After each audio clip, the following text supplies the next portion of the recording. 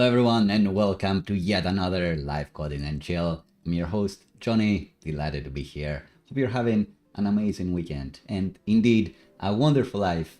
Today I was inspired by Taskmaster of all things, the British TV show, the latest series of Taskmaster, to create a brand new riddle solving app.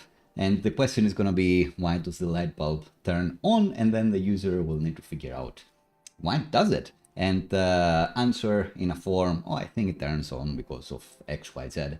And then maybe they're correct, maybe they're not, maybe they win, maybe they stop the clock, maybe not. I think it'd be fun. And as you can probably figure out, now there's links in the description as well, so you can actually go to the app, the deployed app, and click around yourself. You can see that this one is just turning on the light bulb, just as I tap on it or click it according to the device that I'm on. But we're gonna do more fun ones. We'll start with one that probably turns on when there is like 5 seconds on the clock, maybe on your local time. It's like 3:31, 5 seconds, or 15 seconds, or 25 or whatever, or 51. If there is a 5 on the seconds, then the light bulb is on. And then the user will need to put that in the field and say the light bulb turns on when there is 5 seconds or 15 seconds or whatever, when it's divisible, when the seconds are divisible by 5, I suppose. But that produces a problem that can actually be solved by modern AI and LLMs. If you've been here for a while, I keep reminding people that I'm not a crypto bro. I hate tech that is there looking for problems to solve but don't actually solve them any better. So I dodged that wave. But, well, it's fortunate I dodged that wave, and crypto has since become the epicenter of scams. However, I am interested and excited about LLMs, what we now call AI, because I do think they have ways that can solve some of the problems that we have today that have solutions a little bit better, but also solve problems that we couldn't realistically solve. And it's sad that all the crypto bros have also moved on with AI and they're doing like their scams there or whatever. But I think this is a case where LLM can help us, because the user input is going to be something like, well, the light bulb turns on when there is 5 seconds on the clock. And then we'll need to feed this to an LLM and say, all right, is this a correct result? Or is this a correct response or not? I won't be able to predict every permutation of the user answer and just have a string literal that says, if they say every 5 seconds of the clock, it turns on. Incorrect, because correct, yes. If they say, oh, it's according to the seconds, then I should say no, or maybe give a hint. There's going to be too many permutations for me or anyone to literally type out, especially if we're going to do multiple riddles. So another one that I was thinking we could do would be, we stream the user's camera and we saw it on the screen, and when they smile, then the light bulb turns on, or 5 seconds or 2 seconds or however after they've stopped smiling, then the light bulb turns on. I think that'd be cool, and that would be impossible to predict all the possible ways that users would formulate this. They may know this, but they won't be able to formulate this. In Taskmaster, you have Alex there, the Taskmaster assistant, who will tell you, I've stopped the clock, you code it correct. And that's very satisfying. You are in a room trying to solve the riddle, then you solve it and you say what you think is correct or not, and if it's correct, great, you got it. But with a website like this, with an app like this, we won't be able to correctly validate your answer realistically without LLMs. Anyway, long story short, I think this is a cool use case of how you could use AI to solve a problem that you couldn't realistically solve before. Hello Faranglo in the chat, hope you're doing very well, thanks for being here. Lots of friends of the show actually have been raving about vibe coding and Claude Code and all of that, which I haven't used because what I do for work is Svelte and SvelteKit, but it's not, it's a faux pas to use to feed your code into LLMs. It's a bit sensitive there. So I haven't used it a lot, but people have been raving about it. So I was thinking that it would be cool to see, can Claude Code help me do things that I already know how to do, like put a form in there and the user needs to be able to send the input. I know how to do this. How well can I do that? But can it help me do things that I don't really know how to do, like stream the user's camera and put it in a window there? So I want to see, if you know these videos, I do them in order to get people into engineering, software engineering. I think it's amazing. I think it's a great way it's a great hobby and a great job. It's everything. So I want to get people in there. And some people are saying that those AIs and LLMs and all those tools are helping them get through the barrier of getting to grips with code. So I want to see if they're any good. As we said, there are many people that have moved from scamming in other places into scamming in AI. So, maybe some of these ChatGPT wrappers aren't any good. So let's have a first-hand opinion on them.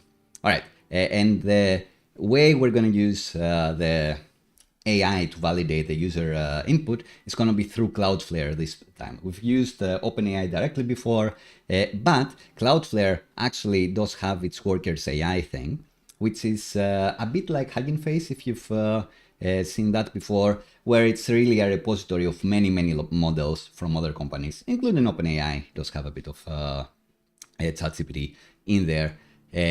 And we're gonna try to use that and see how workable it is. We haven't used this before. I like trying out new things and then assessing whether they're good or not. All right, enough preamble. Let's get to it. First up, so I saw the app as usual. I did say that you can go in there. I already have my classic little form where a logged in user can update their username. Which we'll probably use for the riddle answer input. There is really no reason to have a user sign up an account here, but I just did it because it's what I do. And we should be able to validate that this still works. Log in with Google, let's see. Or else the stream stops, but of course it works, it always works.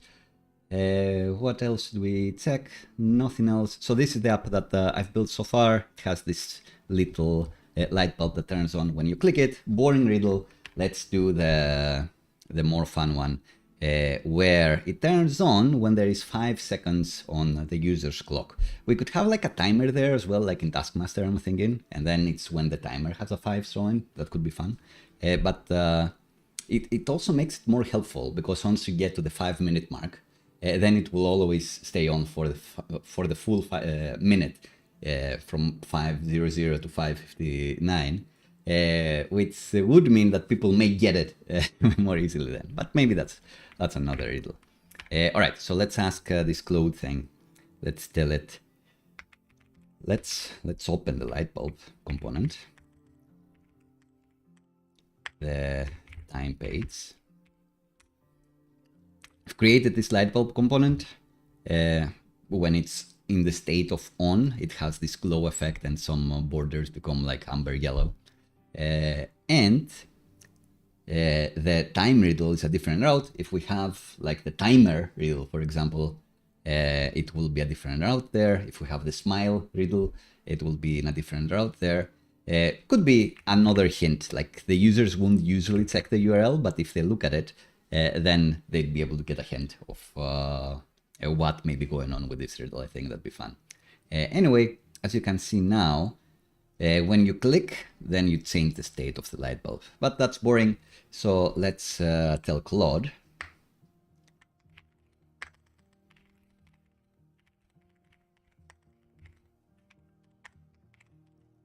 Let's make the light bulb turn on.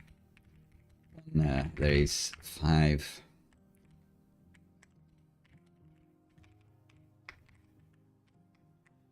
in the seconds. Let's keep track of the user's time.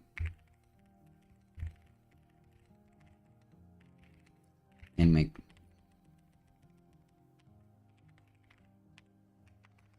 so if it's 13:10:45,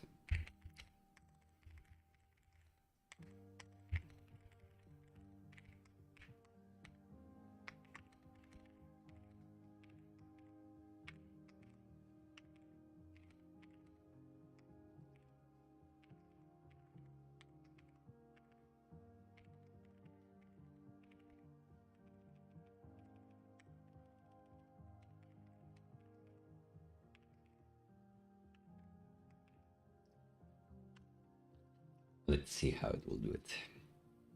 Feels like something it should be able to do because it's really just JavaScript, so it's not like Svelte specific or anything like that.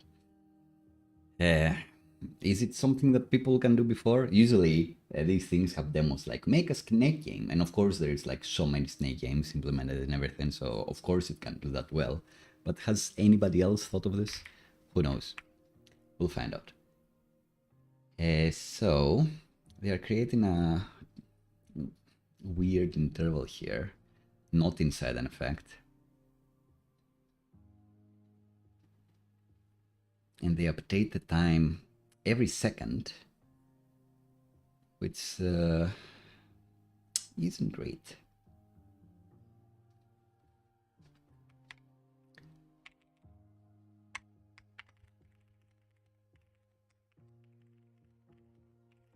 So Svelte specific, Svelte 5 specific with runes, you need to use dollar effect for side effects.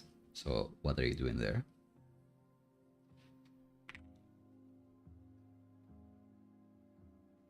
All right. Better. Is it really the best? Okay, let's say yes.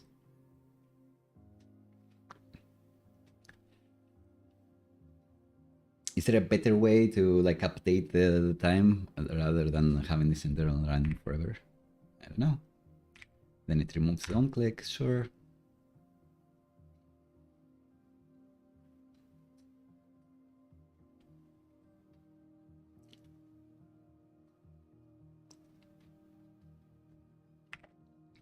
All right, so I have my thing here. Will it ever turn on? Yeah, looks like it works.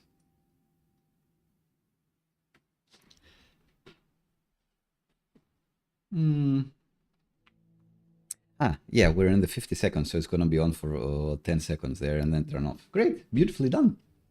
So it needed like some Svelte specific thing. But that's fine. Let's ask it, is there a better way?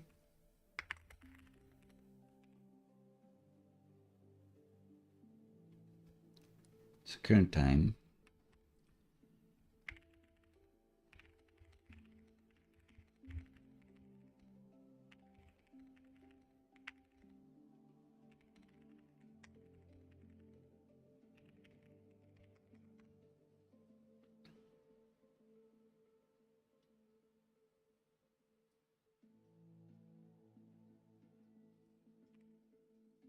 This is not going to be the most important part of the stream.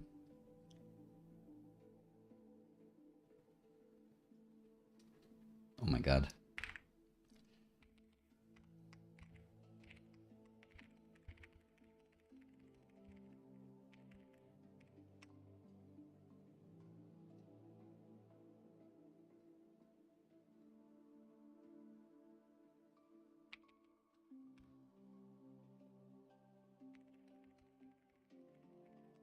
So I do want to display the current time.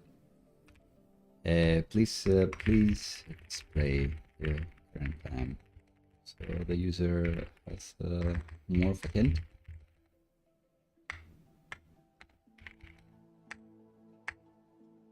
Maybe not. Let's do the fun things first. Which will be the form submission.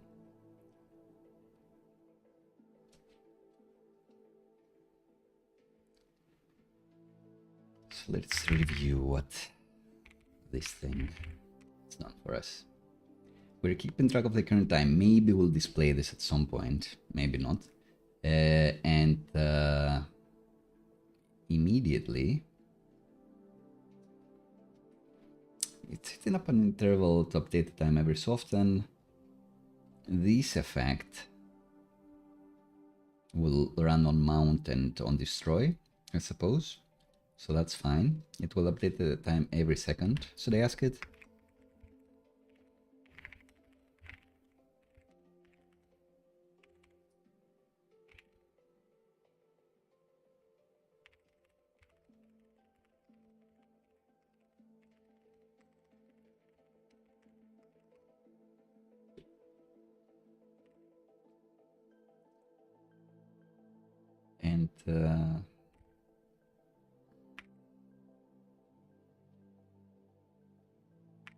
I'd say it's not much. Let's do it.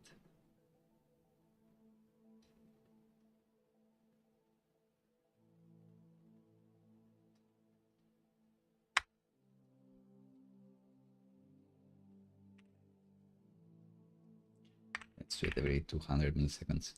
And what else? So updates the time, or maybe check lightbulb. The time in lightbulb.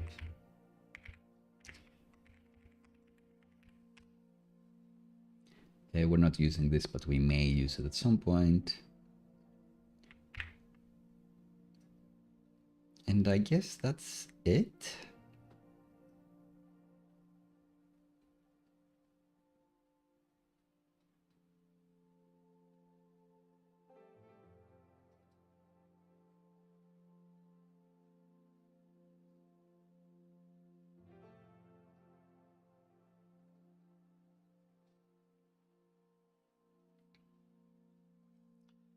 So make the light bulb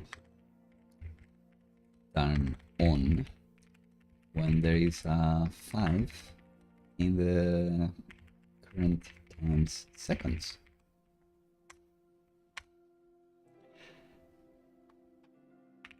And now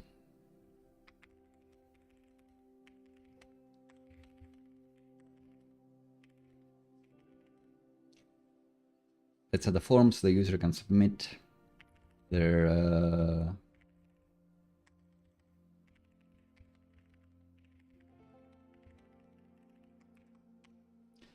I'm not gonna add too many instructions. In reality, I would tell it we'll need a Zod schema. We're using Svelte superforms, blah blah blah. Let's see what it does by itself. It may have seen that.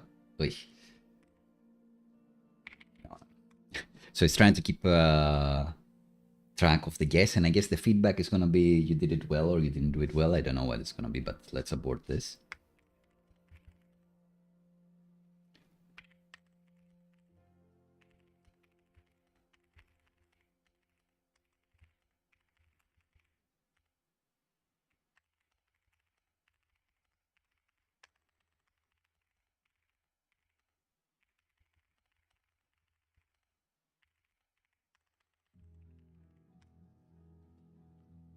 Let's see if it's gonna do it better. It feels like some of these things will create the files for me and they'll be like completely wrong, but no one likes creating files.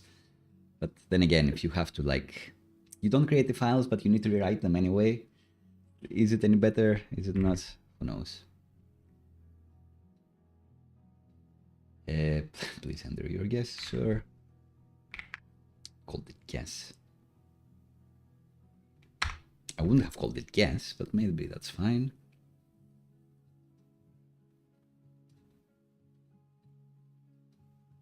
I think we should be using Zod v4.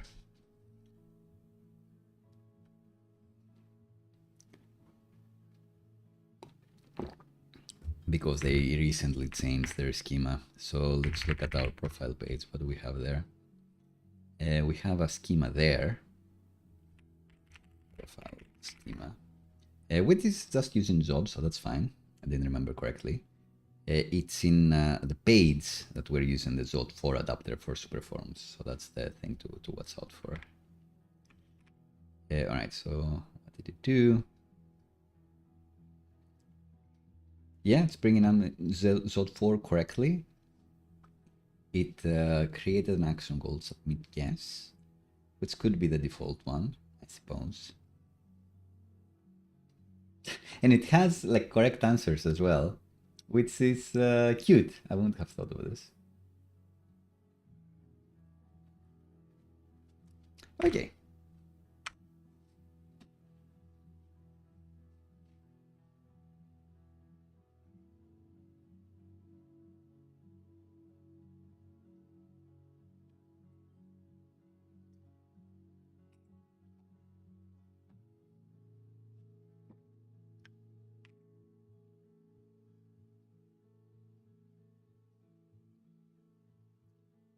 All right, and it's doing a lot of stuff with the form.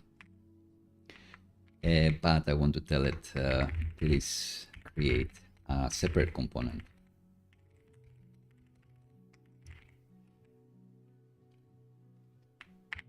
We have, what forms we have? We have the details form. Yeah, so for the yes form, like we have the details form. Is this helpful to see? Are you able to see enough on the screen? Let me know of your feedback. Sometimes I just type stuff and don't talk too much over it, so I'm not sure if this talking to Claude and then doing the edits afterwards, is it more helpful, is it less, is it any fun? Not sure. With a bit of steering, it seems to be going correctly. Why did it wrap this into like a div? We'll never know. But that's fine.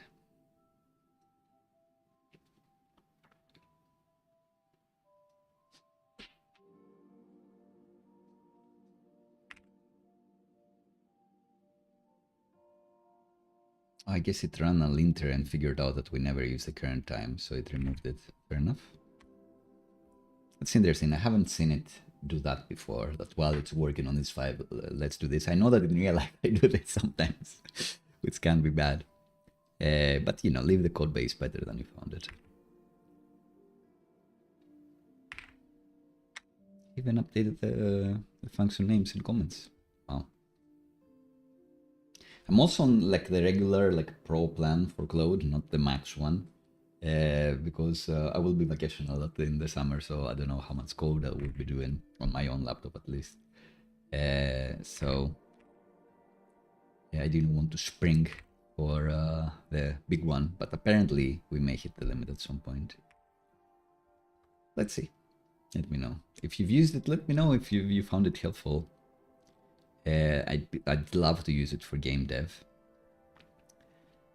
So it created 4 things, the schema, which looks correct. I think usually the answer should be like a few answers long.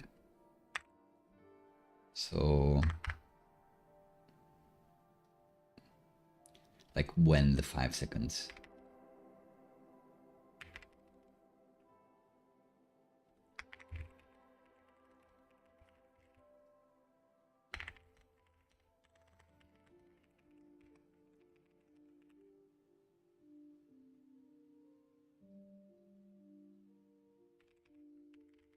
Please enter a thought out sentence for your guess. Fair enough. Yeah, I would have called it value or something, or answer, but maybe guess is better. Yeah, so it created this one, then on the... Just created 4 files here in the time, so it collocated things like I like to do, great. I would do this in line.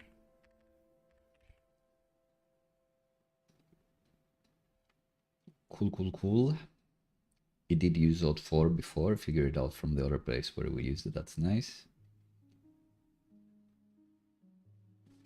So the correct answers are these. This is definitely not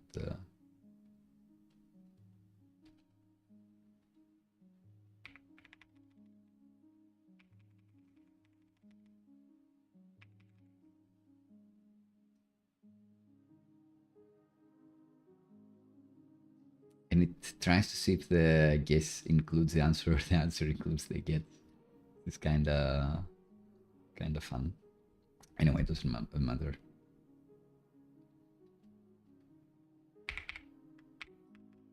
So what's the optimal response that I would give the LLM? It's yeah, when the answer includes the guess, I don't think maybe it is.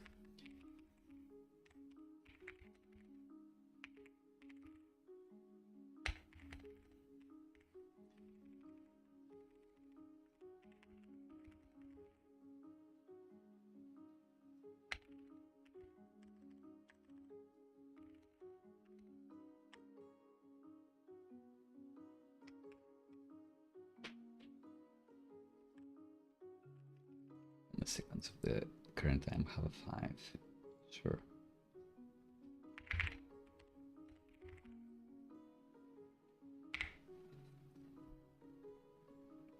Yeah, not the best riddle, but hey. So it respects the format that we've used for messages as well.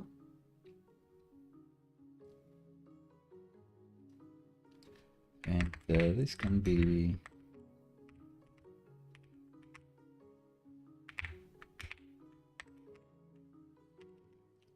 There is a 5 in the second spot.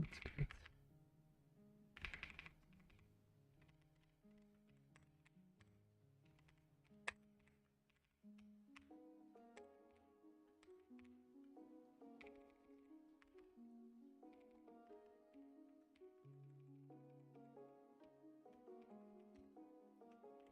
Cross.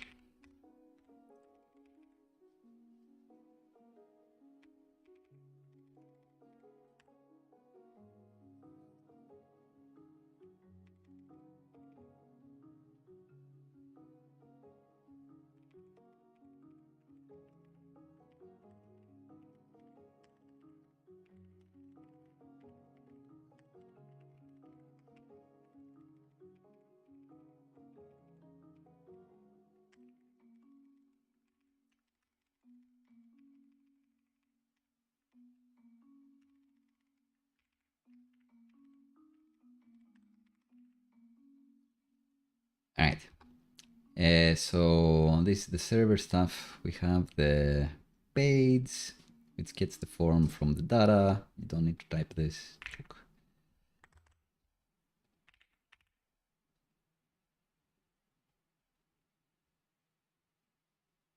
We can have a timer that also persists with local storage, so you can't game it if you do something, if you refresh the page.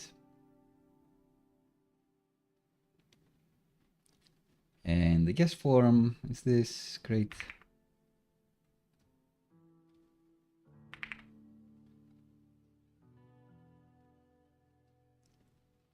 Very nice with the description and the input.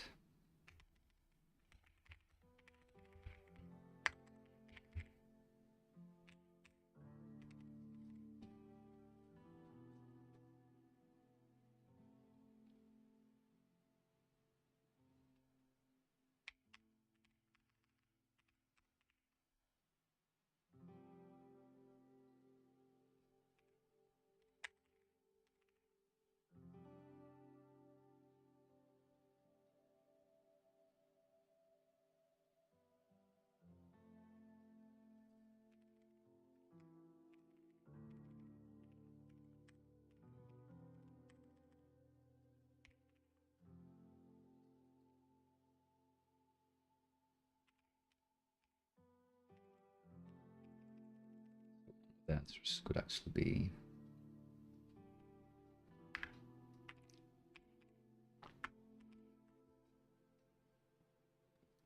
this is why you should game test things, because I keep thinking that this is an impossible riddle. Anyway.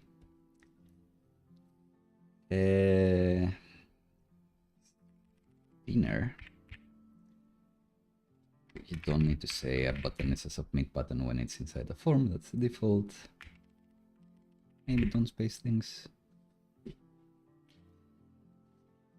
And let's see, spinner. Yeah, so that changes how big this is.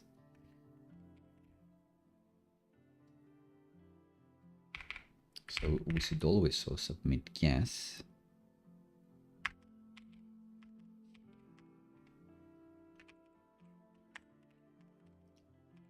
But make this like absolute.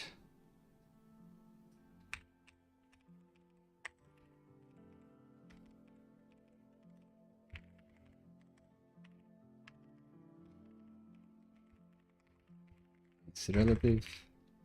Great. Left like 2 or something. But then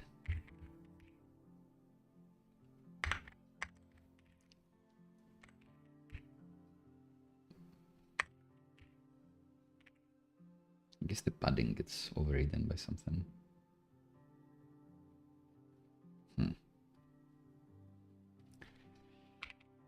Uh,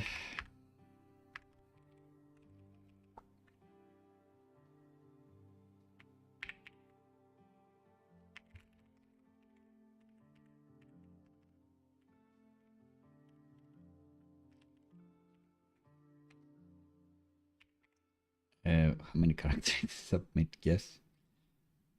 12.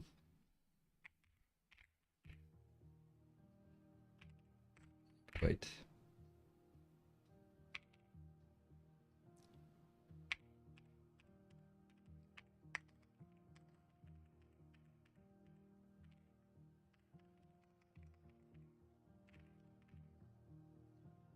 Always messing with designs.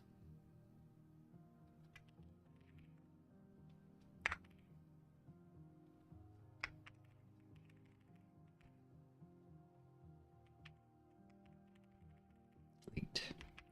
All right. So that looks kind of fine.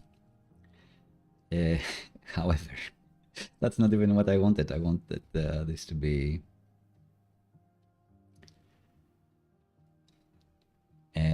inline, like a submit button or something. I forgot. Okay, so what do we do here? Yeah, no max container. Click transform here. No need to mess around with that.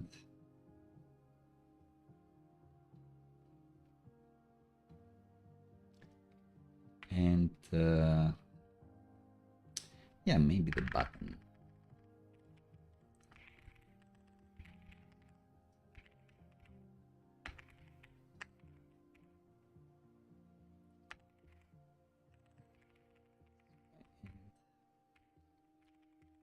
Item sent?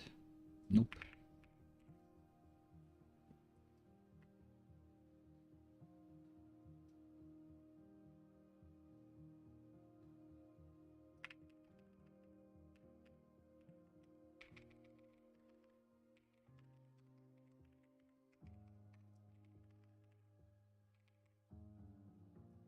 Button here.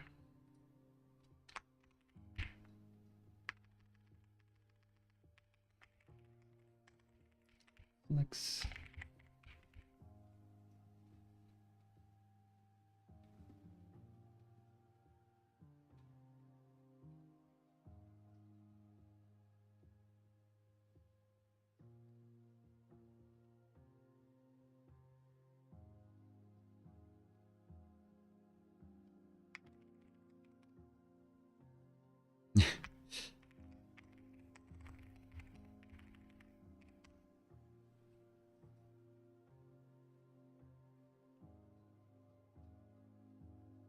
Right, no emojis.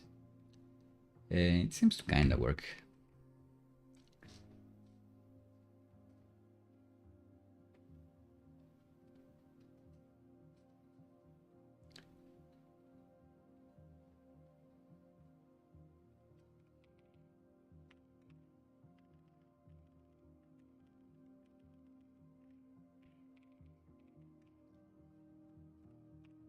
Send icon. Let's go to JOHNNIFY.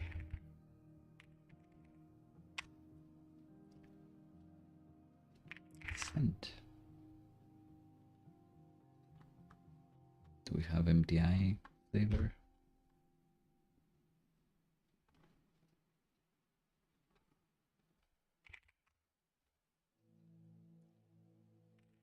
Yep.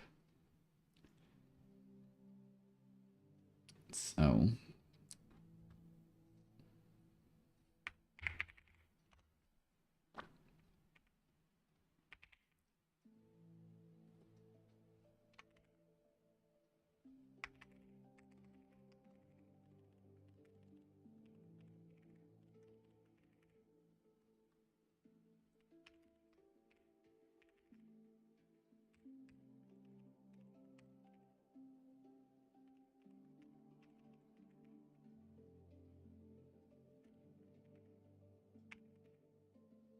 all right, looks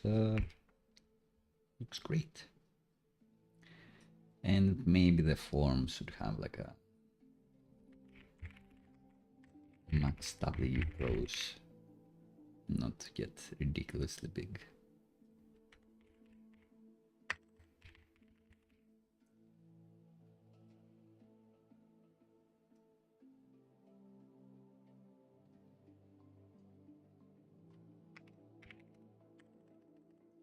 All right. So for the answer handling, server here, no emojis.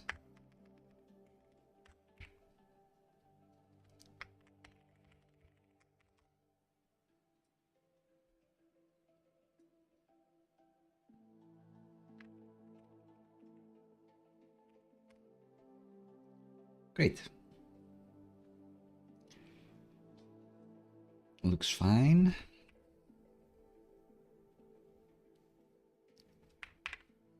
Or like 10.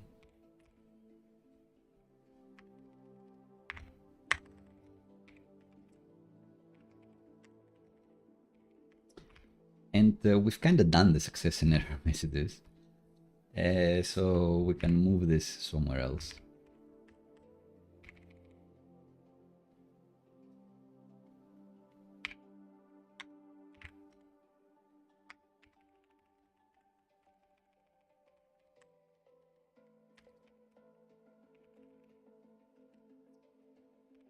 So we've done all of that. And the thing is, should we add the timer now? Should we make this like timer related? And not current time? Because you'll never imagine this. Yeah, let's see. You wouldn't know. We could show a clock, I guess. If you show a clock and then you make it like turn according to the time. Yeah, that's something we can build at some point. 3 buckets.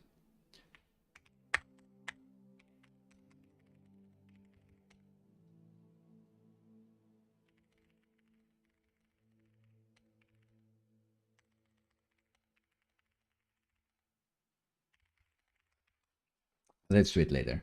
The idea is that we have like a few responses here. Bad, and there is a 5 in the seconds. Is that accepted? Yes.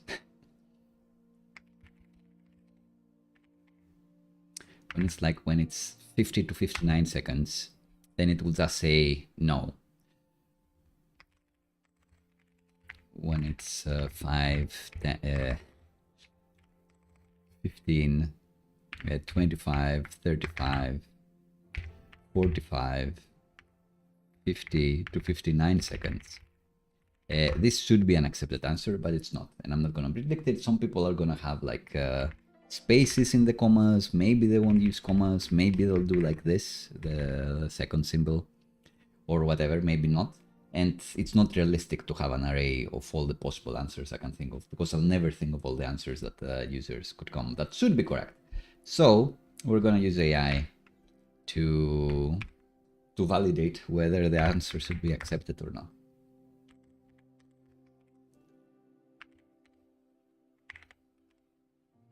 Let's save. Let's commit what we've done so far. So I think that's fine.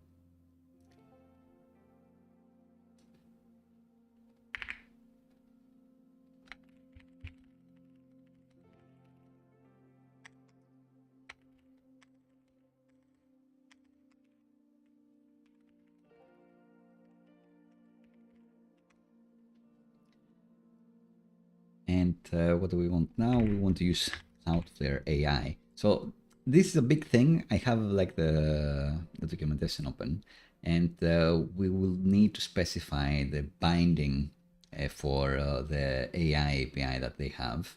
And then we'll need to use it like this. I think we'll use the Gemma 3 model and not the OpenAI one, just because it doesn't seem like the GPT-1 that they have allows for a JSON schema, and I would like to be able to specify to the LLM, tell me true or false, is it a good answer or not, and give a hint, something like that.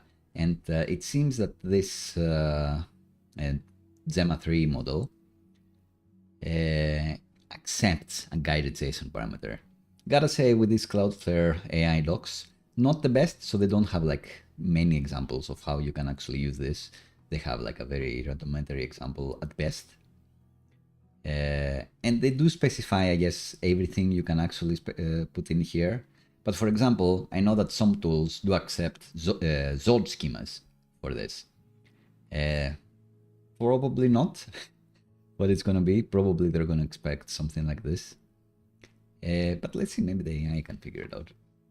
And I'd be amazed. So you can see here that they specify that there is this binding. So on the environment, you have this AI thing. And then you run it against the model that you want. We want this one. And then you specify the messages that you need, like we've done with OpenAI ChatGPT. And optionally, we can have the guided session and see what we get back. So let's see if Claude Code can figure it out. Use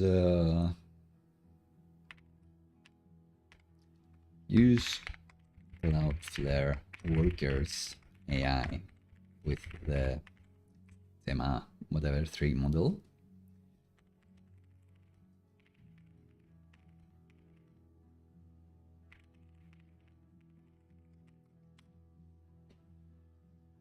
Let's see.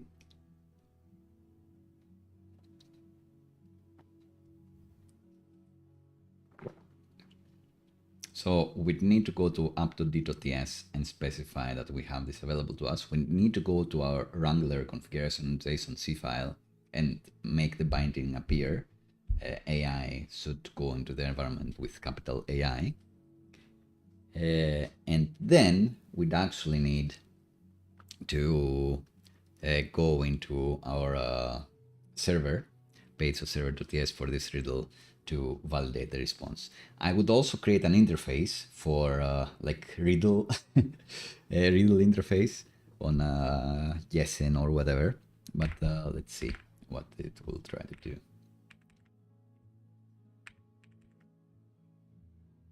Okay, good. Did it get it from somewhere? It didn't. I think we'd be able to get it from Cloudflare workers types, but I'll just say yes. Yeah.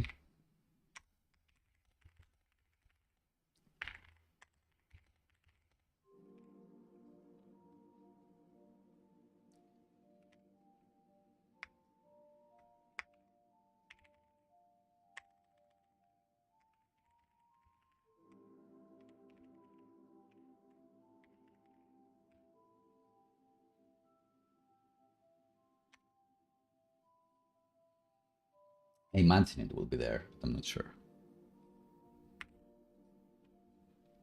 Is that a real thing?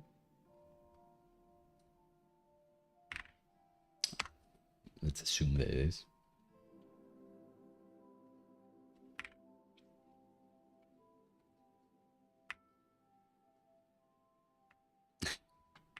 Unclear. Okay. Yes. Let's say you didn't make it up.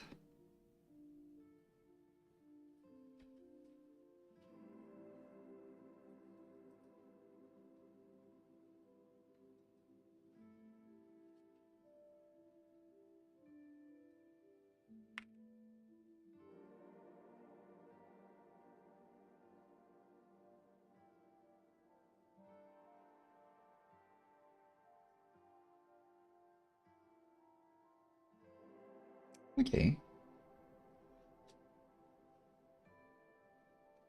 Hello, Ian. Great to see you too. It's fun to stream. So it feels like it's done something correct. We can ask it later to create like a riddle interface or something. What name did I use before? Just Hermes 3 Llama. Let's see. Why did I use that one? It has, we have a few models here. Hermes. Doesn't even exist. Maybe it was available at some point. Who knows? So yeah, let's say it. Not Hugging Face. Anyway, we'll fix that later. Or not. it is so similar to Cloudflare, I suppose,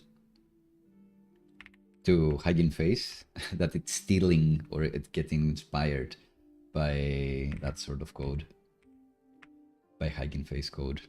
So let's tell it, maybe it will improve it.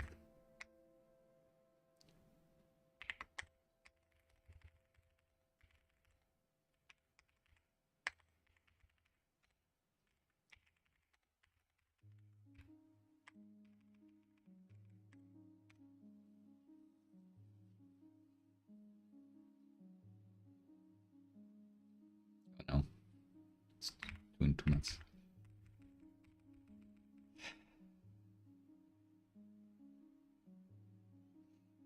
All right, so it just thinks that AI is in like the environment, but we'll need to fix that so it's not actually gonna work.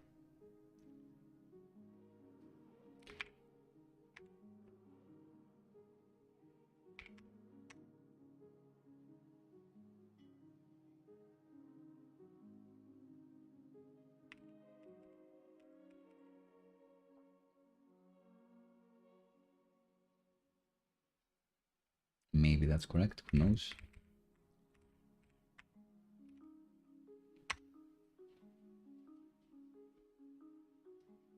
I'm not sure I like the when it opens the diff in Visual Studio Code. I think I prefer seeing it here on the terminal.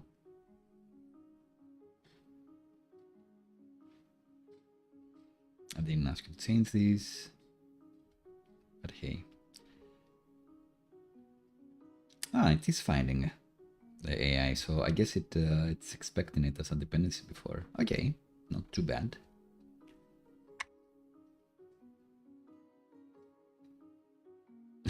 It must have seen like this sort of code before because it reverted to what it was doing.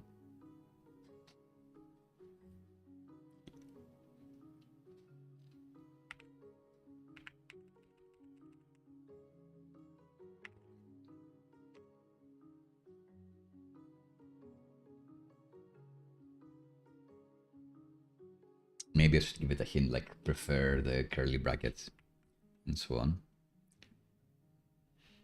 All right, so it's done something. It's the pin format.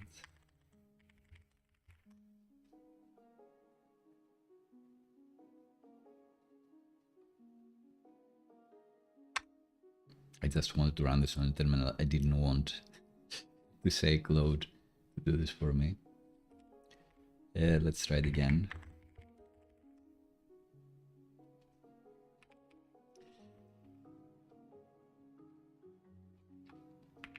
All right, so what is it doing? It forgot to add the binding to Wrangler, so that's never gonna work.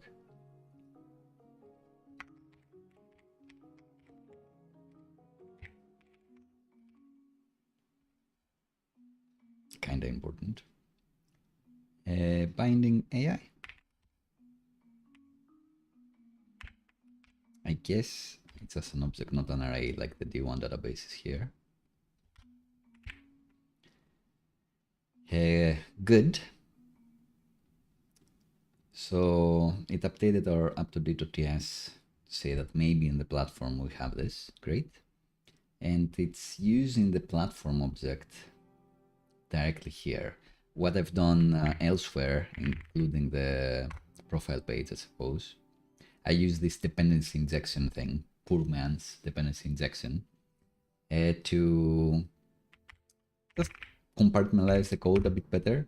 So for example, my users repo gets the DB here, and then it uses that DB in all the methods that it has there. And in the dependency injection handle is where I actually pass it, the DB from the environment. And I could be doing, I want to do the same thing with the AI stuff. So have like a riddle repo that takes the AI, or like an AI repo, not sure what I'm gonna call it. But in any case, let's see if the main thing works here. And removal.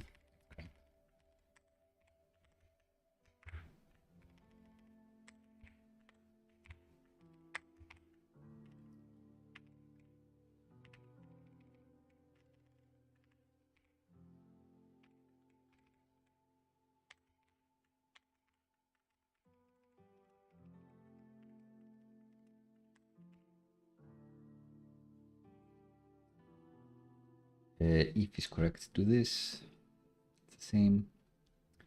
If we have this. All right, so that's not good. I would suspect that you'd be running. So this is not like validate guess with AI. It's like validate guess and also validated with AI, which isn't what I thought. I thought that would still have like this main thing. I guess it's in the error case, it falls back to this, which is fair enough. Yeah, I would form this code better. Let's see the prompt.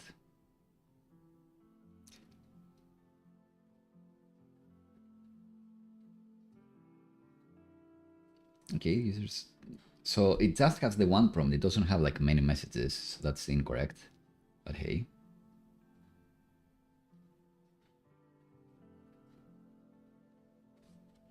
Respond with only correct or incorrect. Great.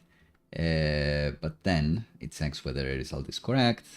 And then it thinks that the response is going to be in here. Okay. We better log this.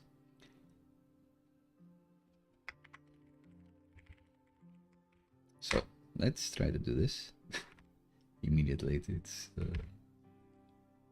it returns us no. I can't imagine we actually went through here. Maybe we went to the error case. Maybe not. Try to refresh the page and we're out.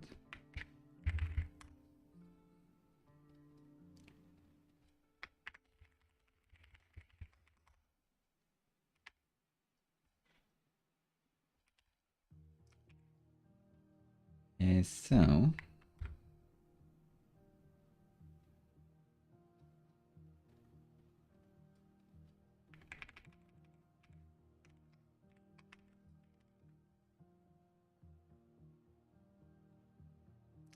gives it a guess, gives it this. I guess this is not in the environment, so it fails. Right.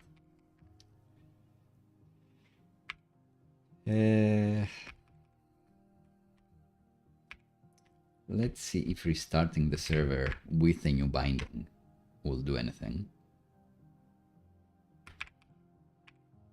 Maybe it will.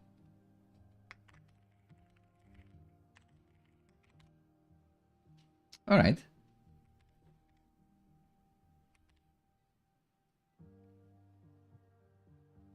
So values is incorrect.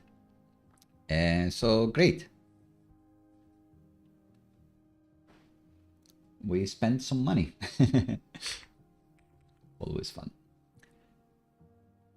So the values here is incorrect. I wonder if we can specify a JSON schema there, but yeah. So do I want a riddles repo? Probably. Yes.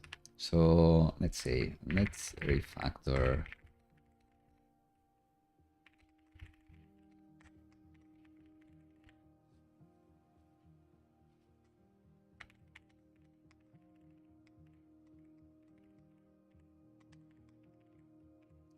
We have here users repo.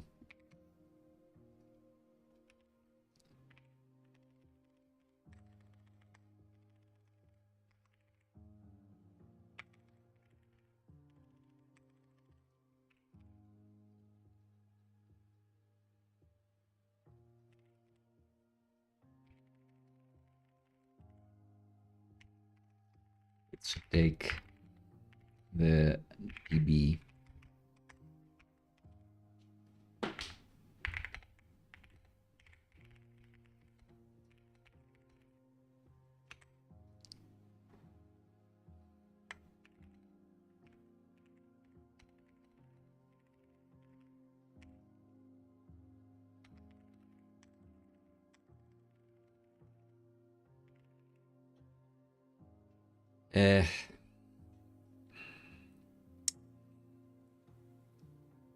It should have a guess method, but it shouldn't just take the user's guess.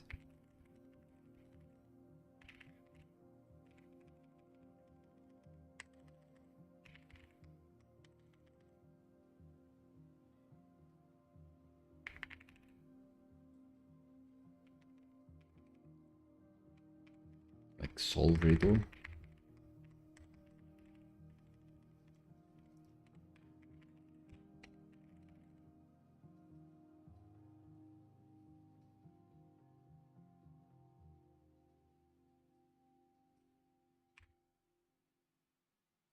And the answer, the prime answer, and what's the answer, and the golden answer.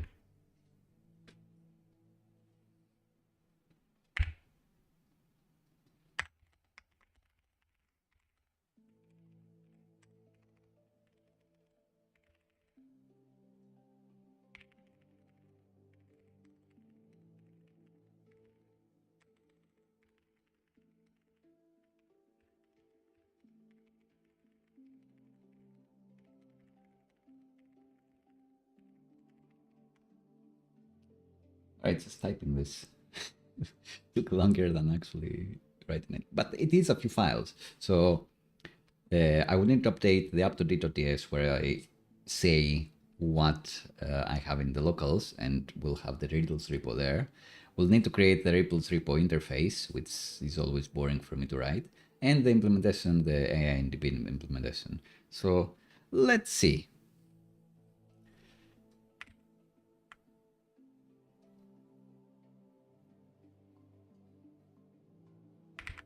Sure.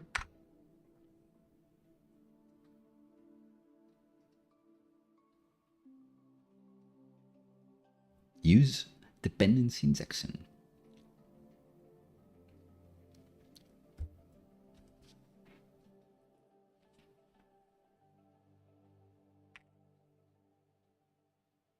All right. And it is specifying these the way I like it, so not like functions, but as properties that have fat arrow methods.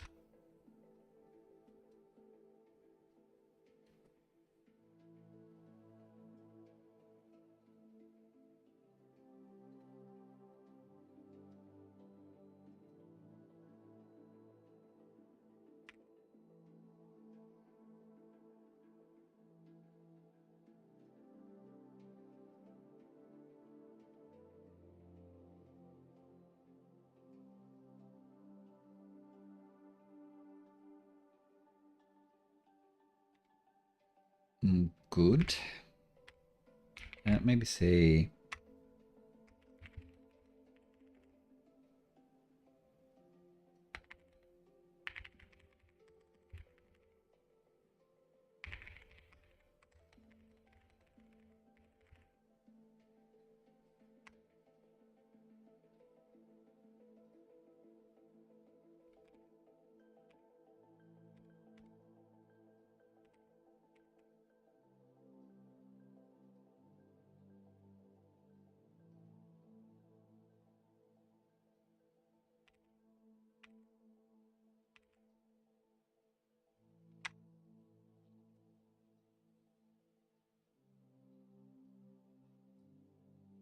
it did figure out it needs to update the up.d.ts. Great.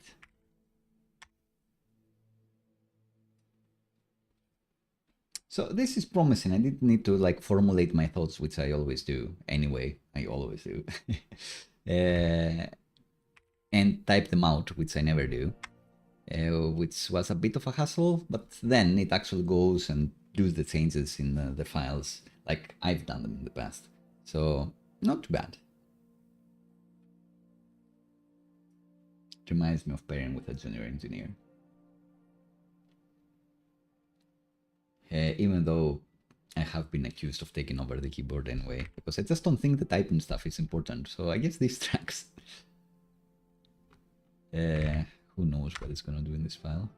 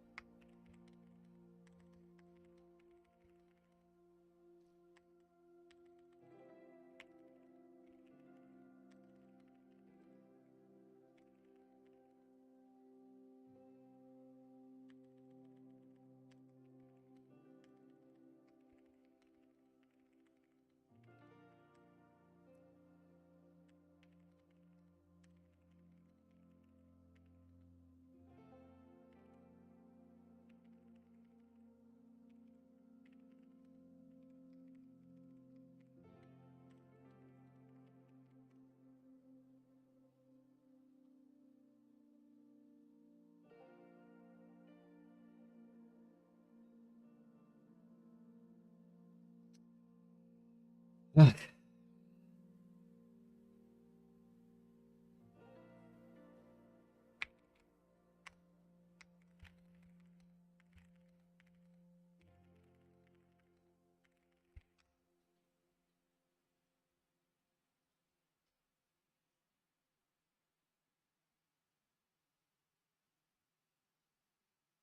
I didn't use emoji, but it's still. Oh my god. Just need to accept this. Maybe it was what it wanted to do before, actually. So maybe it was fine. Oh, well. I see some red. Quite a lot. Code. Okay. Whatever.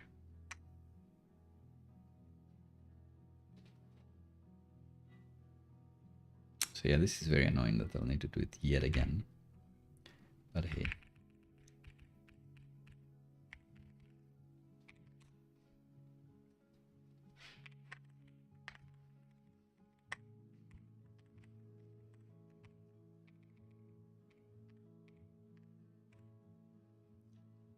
Okay. So what did I actually do? We've done this, in a dependency injection handle.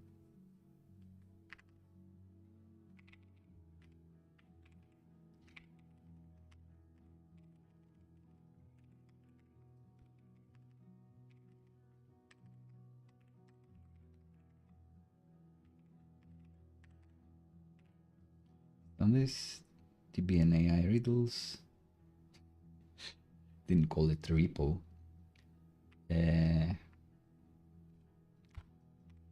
Repo.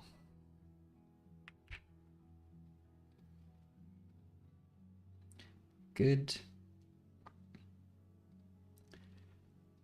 This one we're gonna use forecasting the responses instead of always asking.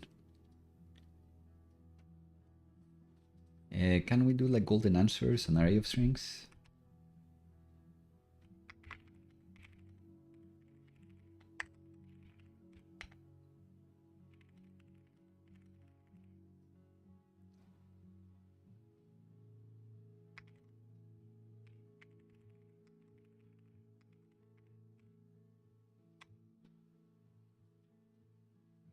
The thing even with non-LLM refactoring is something that I like, that you can say change this variable name and then it will find the 5 files that you used it.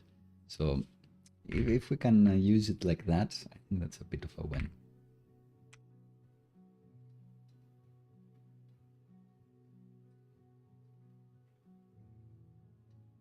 But this is slow. This is slower than old school press F2 and refactor the name in like 20 files. And apparently kind of expensive.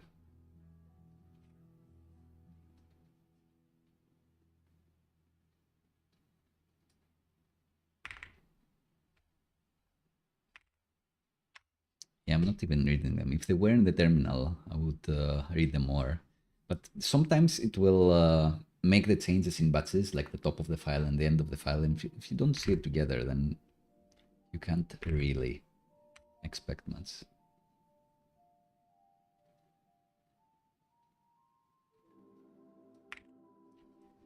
All right, so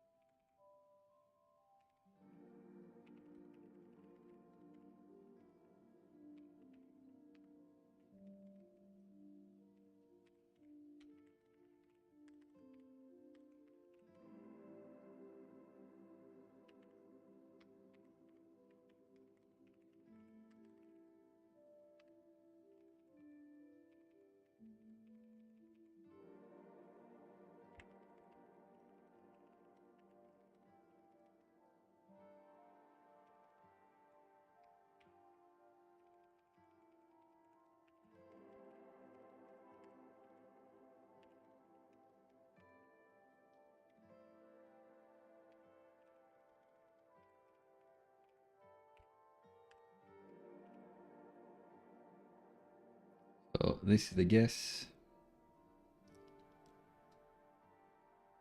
This is the golden answer, sir. What does it do? It does solve riddle here.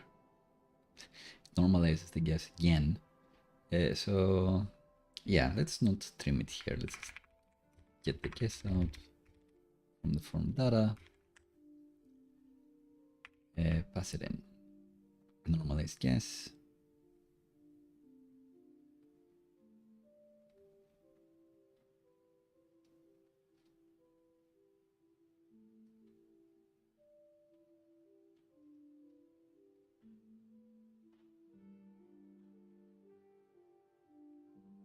Okay, so it is trying to use AI just there. Great. Internal method, private method. Cute.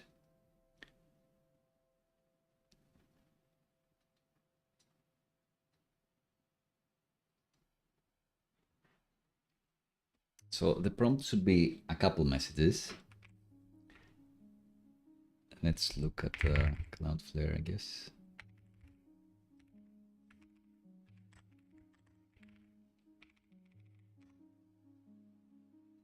More models. Like generation. Gemma.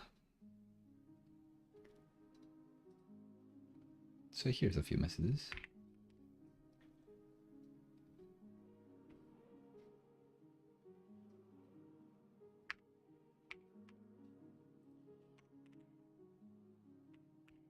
Okay, so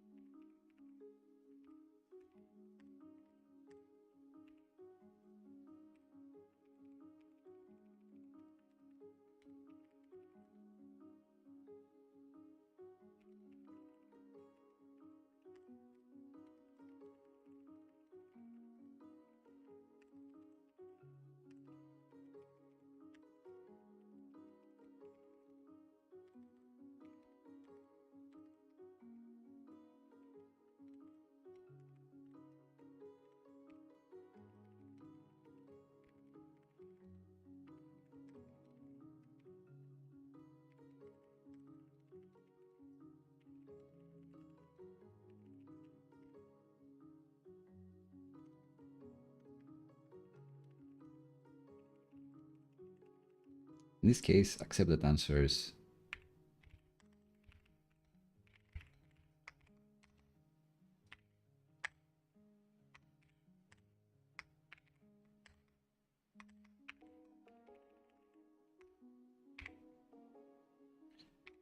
Split. Is it split? No. Join.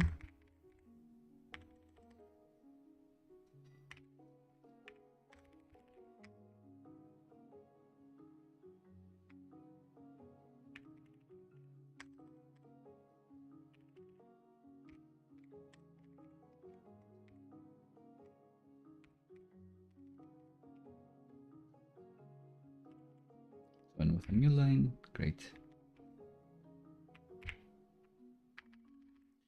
You're evaluating whether a user's guess correctly solves a riddle. The riddle is always, when does the light bulb turn on? But it can have different answers. In this case,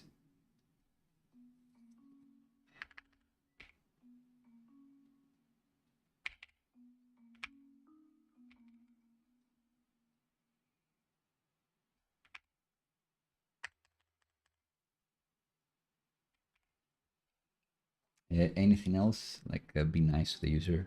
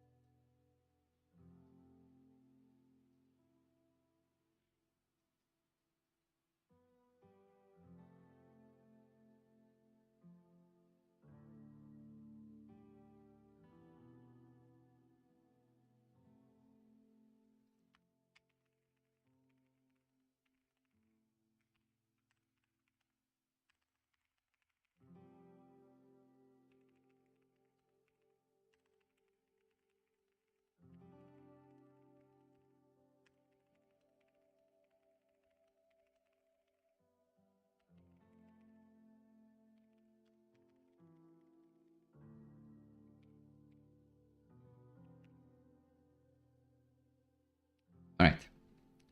So we have the messages. We won't use the prompt or the answers text. We'll send the messages.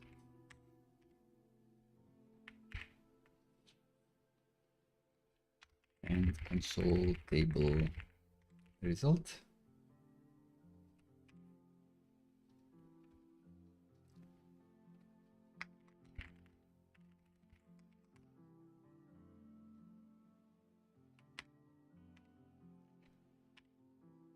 Let's see what we got.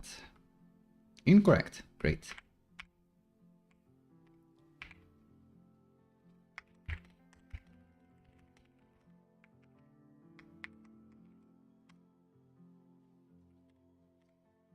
So now it responded incorrect.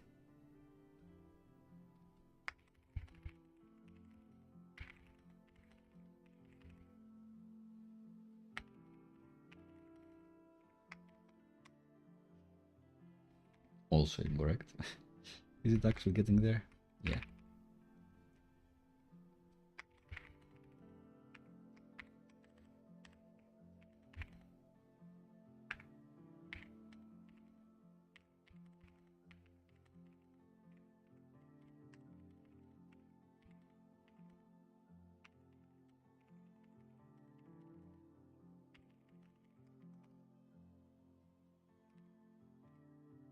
Clearly not lenient enough.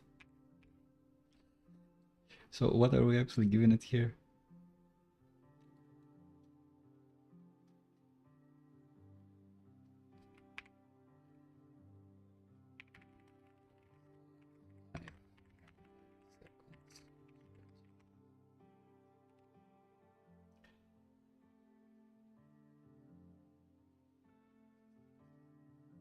Rejecting everything.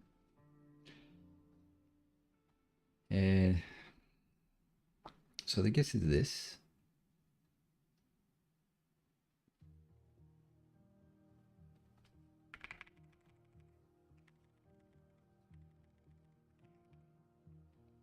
If I respond with this, we should early out with the answer. Great.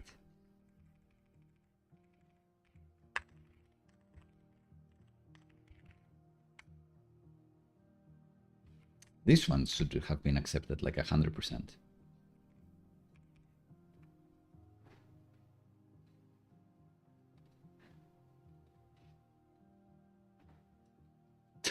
I'm not using the guess. What a guy.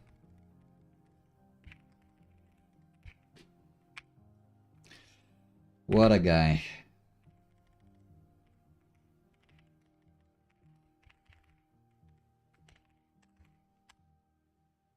Okay, correct.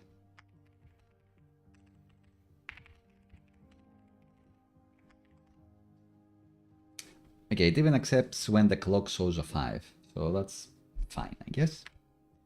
Good. Can we use a schema with this?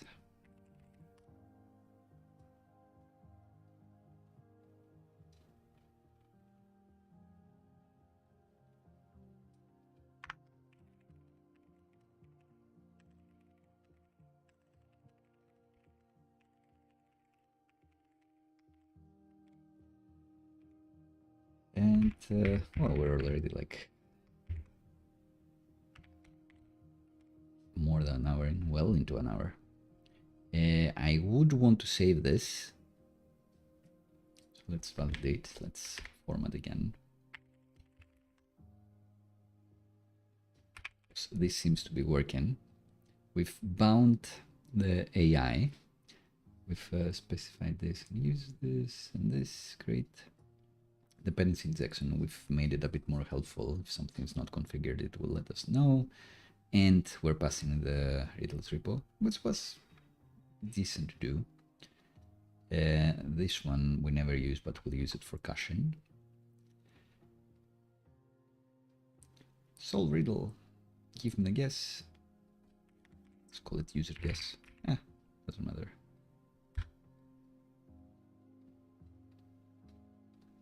Use it, call it guess here.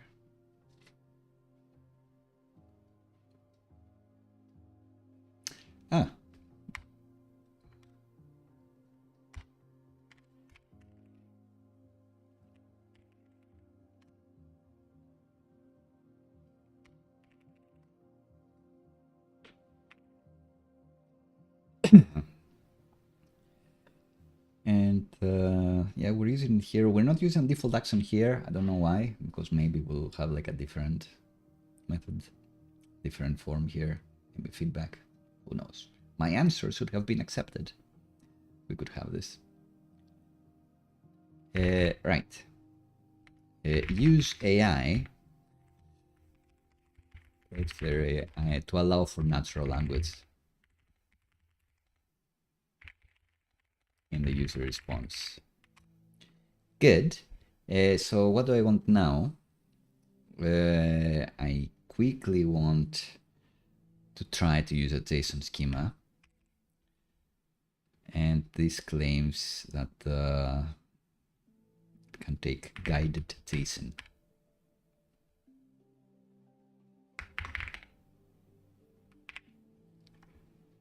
So let's see.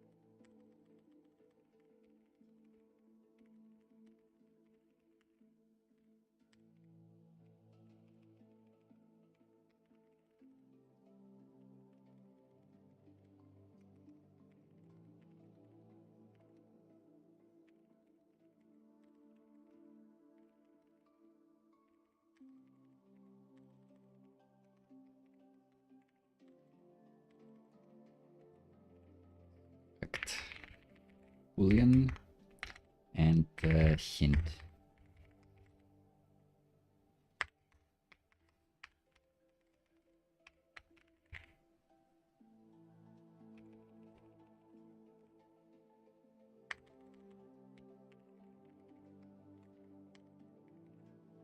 And rejection hint. All right, so that would be nice. The thing with JSON schema is very boring to write. I don't particularly know how to write it.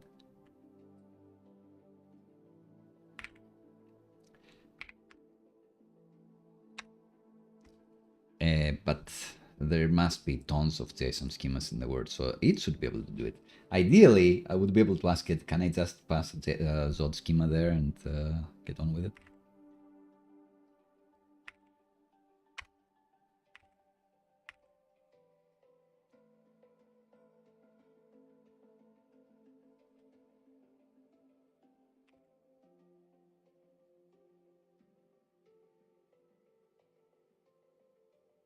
Great.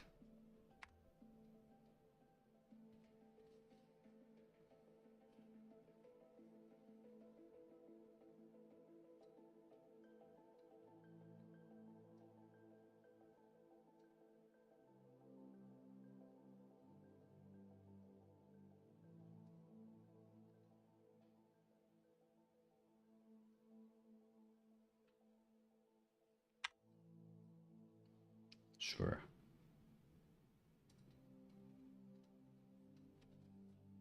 Remembering which files we need to touch is also tricky, but when you use TypeScript anyway, you will be reminded because your project will not compile. But it's nice to have something do the changes for you. Once again, we're fighting with the apostrophes. If we had like fun titles for the live streams, this would be fighting the apostrophes or something like that. Don't quote me on this. Happy with that joke. Okay, so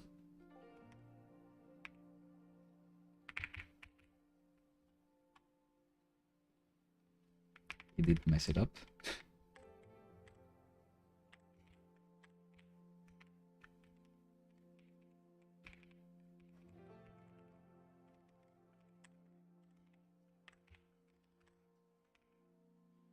Do it.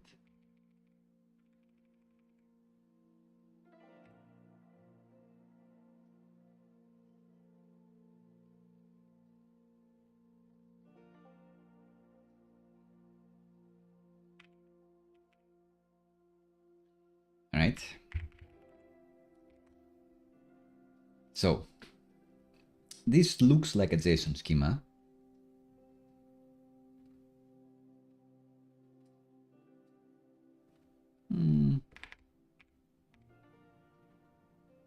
Is it required?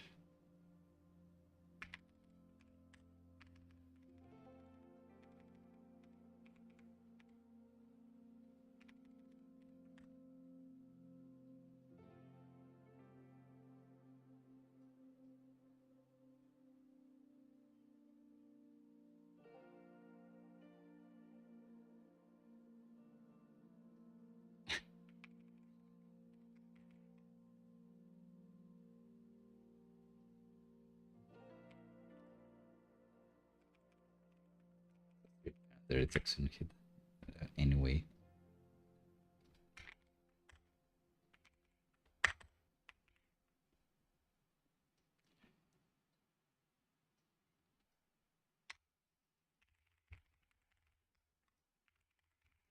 Right, so let's try again.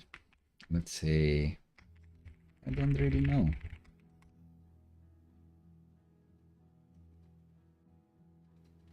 This is a tricky one in response. The riddle is about the time. Think about blah blah blah. I couldn't read it in time. The riddle is about the time. Think about what specific hour of the time it's referring to. It has to do with the number 5. Come on.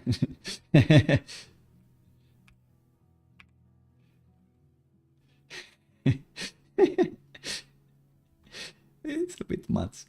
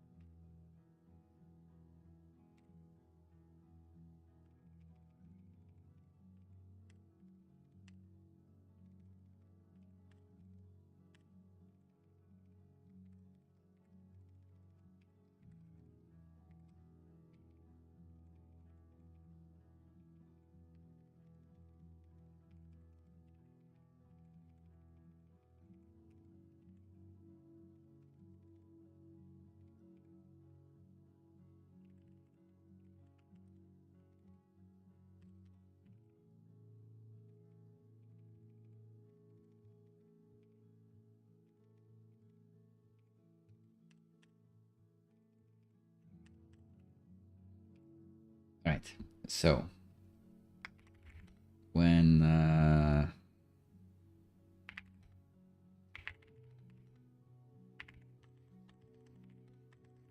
the hour is near its end, when the minute of the hour is near its end, it responds, this is a clever thought, but the real focus on a specific digit appearing, blah blah blah. So this should be longer, the toast, but we can make it later. Yeah, so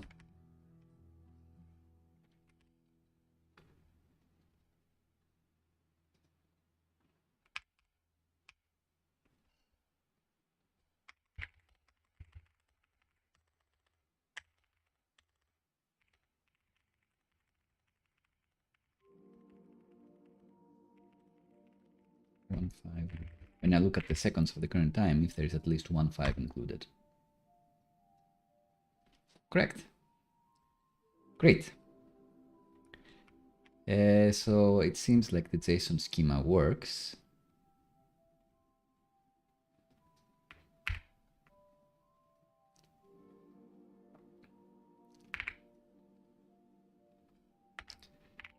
Use JSON schema to guide the response format.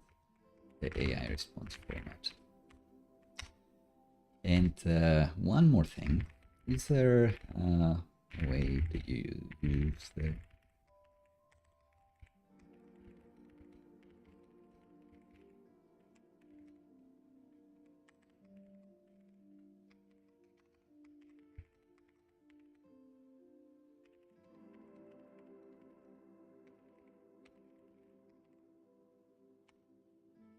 like two questions there?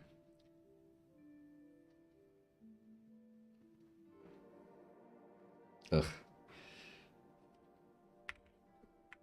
There is a library, it says. Is it a real one? Zod to this.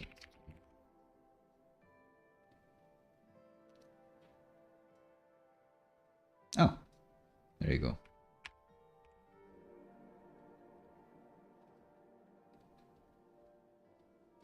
With Zod 4. Great. It's widely used by Open API definition, defining structure outputs for AI. That's what we're doing. Chat, we got him.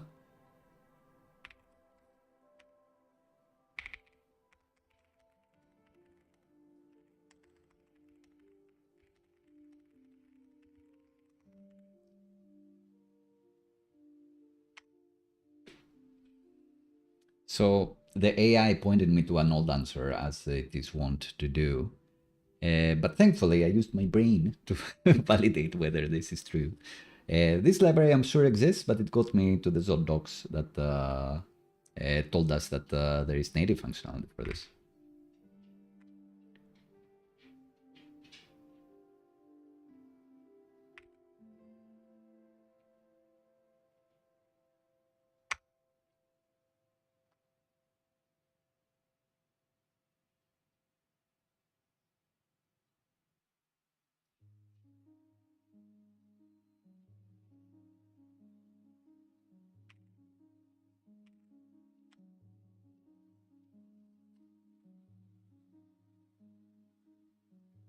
Dog wants to visit. Is it my dog? Tamarina, hello. What have you been doing? Great thing using Claude Code. When it's thinking, you can play with your dog. Right, so let's see what it actually did. AI response schema, great. So it's using it here.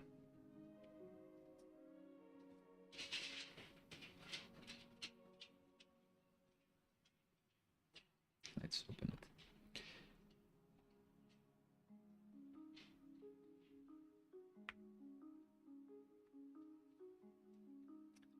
All right, so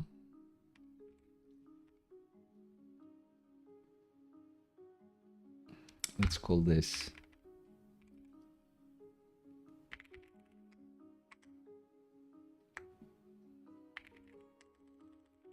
AI validate yes schema.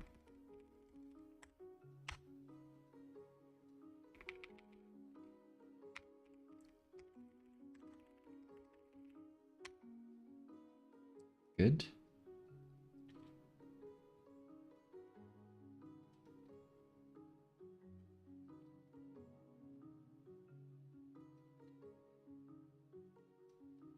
And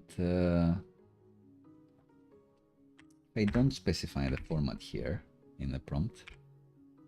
Let's try again. So when there is a 5,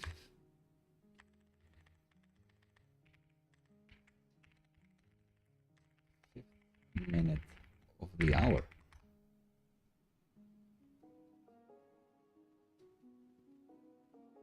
There is reference to the seconds of the time, not the minutes. Okay, too much.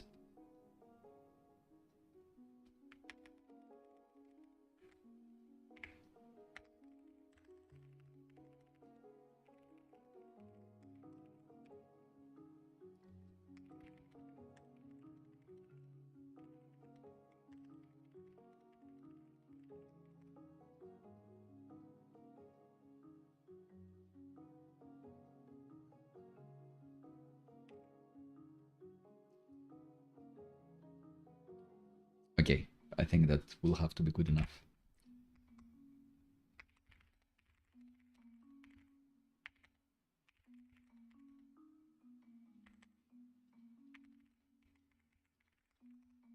When we're in the 5th second of the minute, so this shouldn't be correct. I guess, you know, you kind of give it away. Sometimes little Alex Horn is a bit more lenient. So that was cool to know.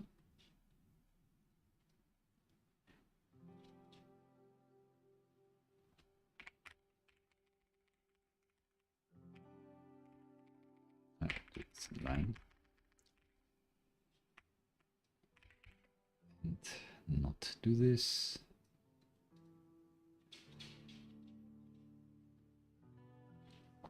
I would validate first, obviously.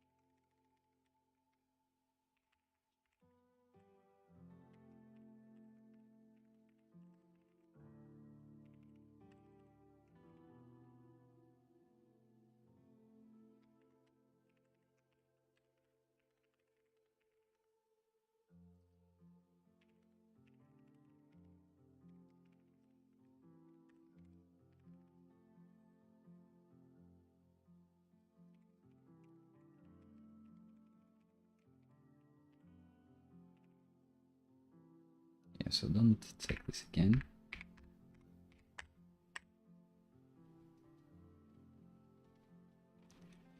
Cool.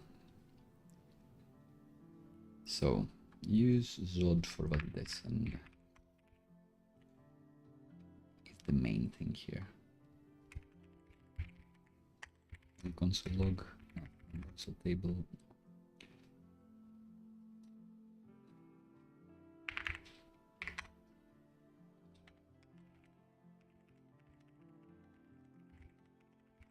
This is super handy. I love this. If I was making clips, I would totally clip this. All right, so we don't want to pay Cloudflare every time people say they submit the same thing. So let's cast the answers. Let's cache the answers.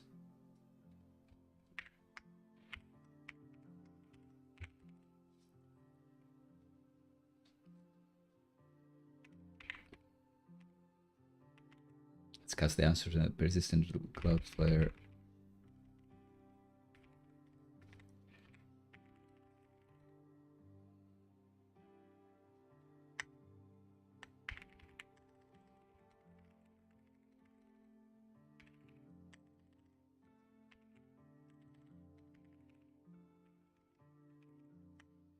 So let's cast the AI validation of, I guess, persistent to Cloudflare A1.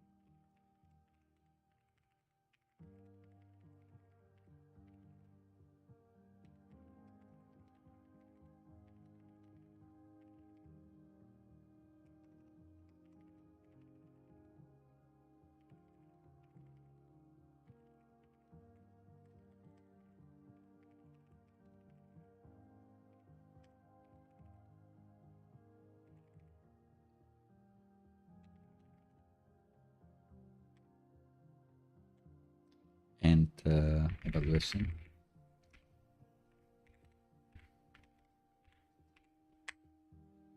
Response, outcome, result.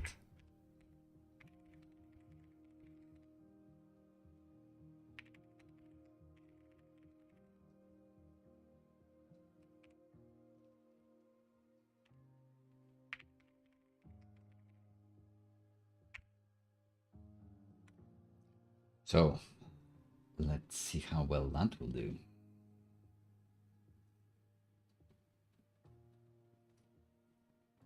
It's good that we're accepting free-form natural language responses, and I don't think people will abuse the system. But why pay more when you can pay less, when you can pay nothing? Caching and hitting the AI as little as possible is key.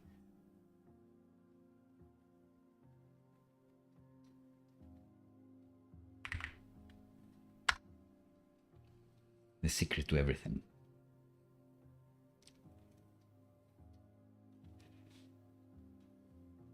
And if we find that people are being naughty and just abusing this and burning our tokens, then we can make it so you can only submit, I guess, if you are a logged user.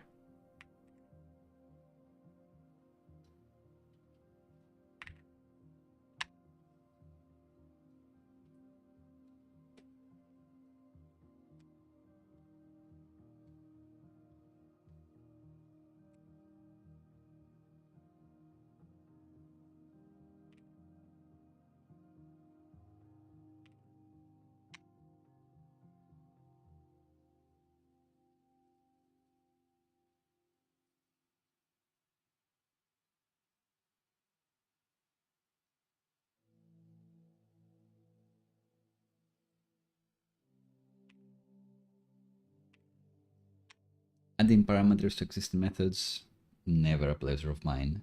So it seems like it's doing it kind of correctly. I find it's key to keep committing things to version control, so if it goes way wrong, we can just revert back. And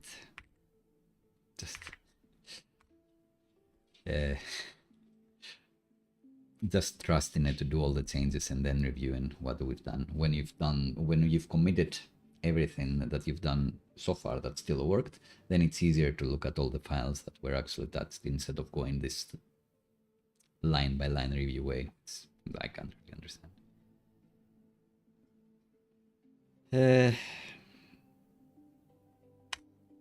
Yeah, why not?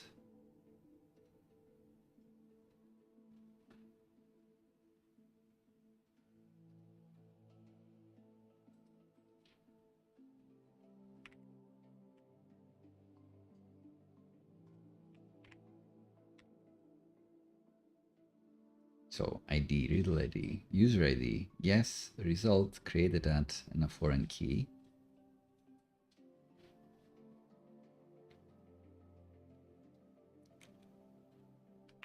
And guesses stable.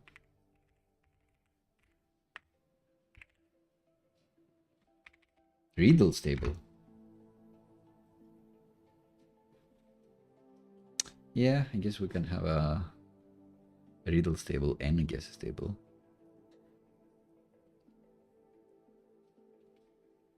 It managed to figure out how to do this index thing. I think... I guess not. I was trying to say, I think you don't need to specify an index name anymore, but I guess you do. Last time I tried to create an index or a primary key, it was giving me the deprecated way to do it. Now Drizzle has this return an array of all the keys that you want in a table. So it's picked up that, it's learned this. Good.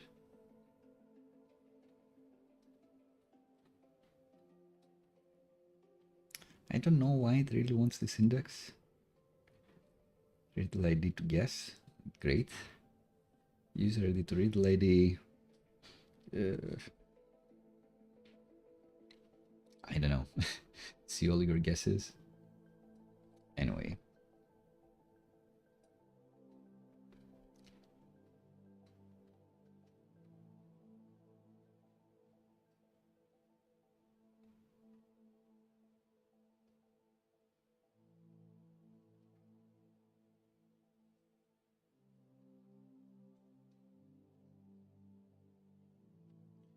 So that looks fine. Let's run the migration.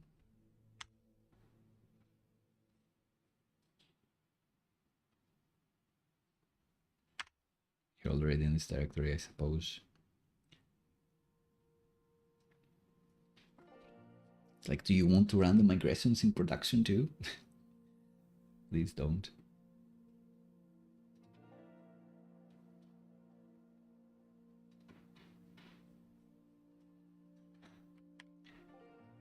Okay, so it's claiming now we have performance benefits, reduced AI costs, faster response, scalability, opportunity.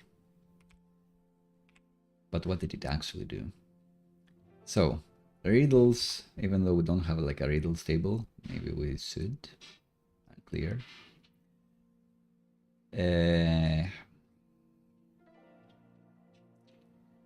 Yes, it's correct. We reviewed this.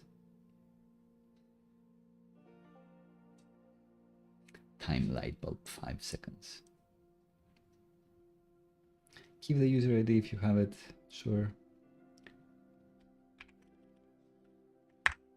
Let's call it time.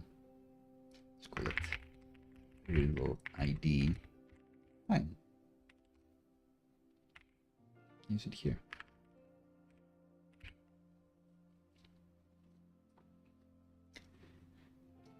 So that's good, I suppose. To solve the riddle. Oh no.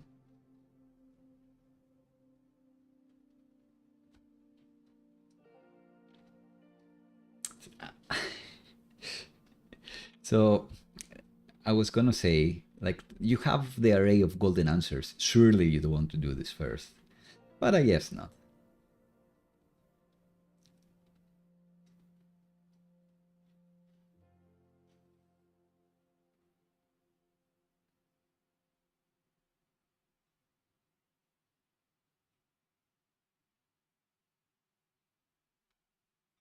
This one should take an options object.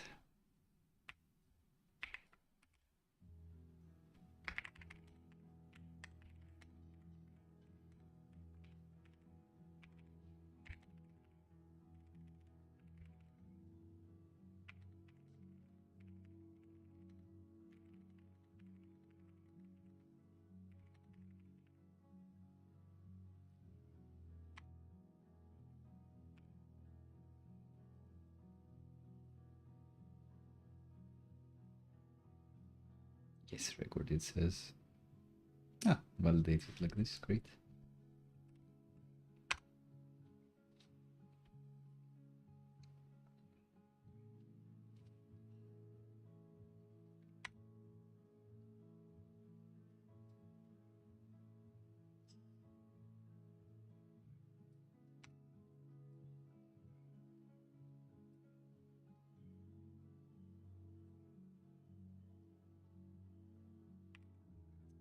Different.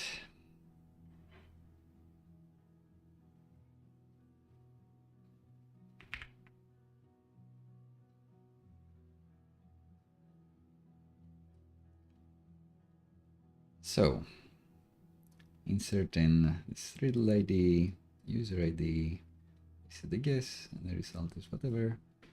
Great.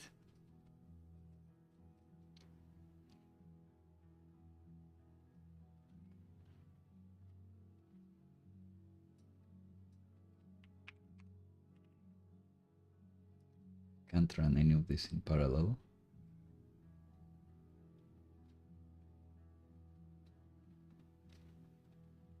So Cloudflare claims this is like almost synchronous, this read against Cloudflare D1.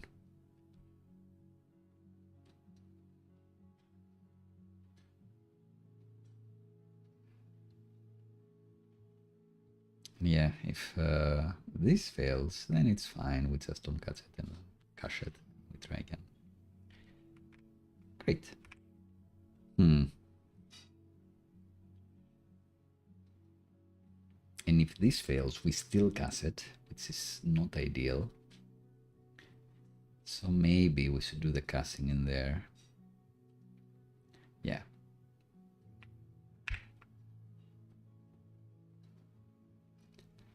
So validate the guess with AI here, only here.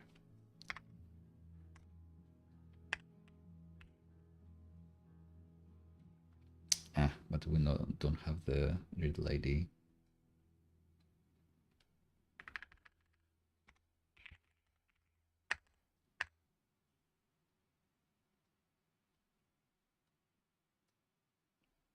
The result is the result. So result is this. Return the result here. And I guess have this take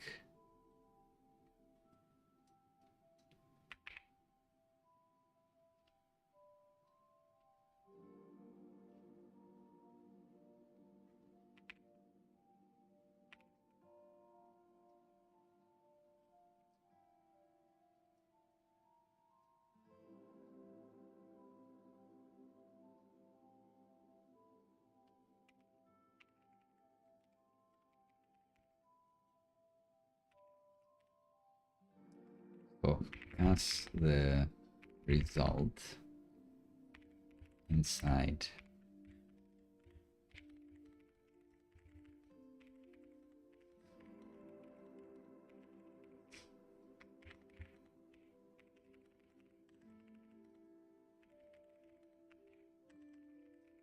so we get this. So before, if we didn't have enough tokens, for example, it would we fall back to the incorrect guess, try again, and it would cast that, which we don't want. We would want to try again.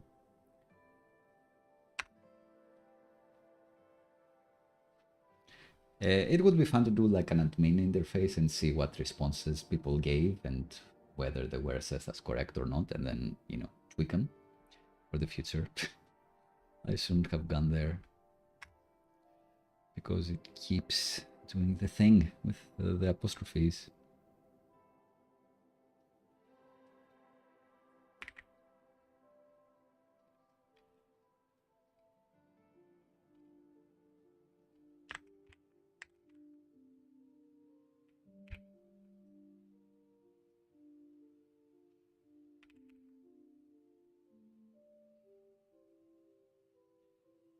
All right, so that looks fine to me.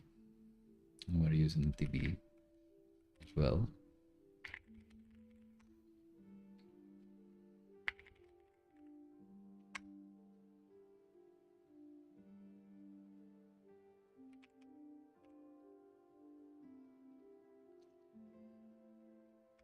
When we are on 55 seconds.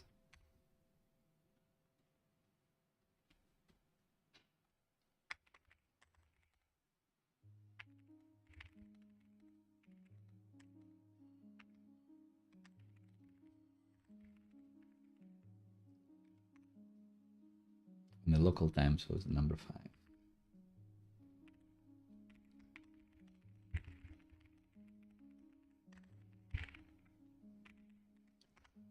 And you can see now that the database read is like instant. Good.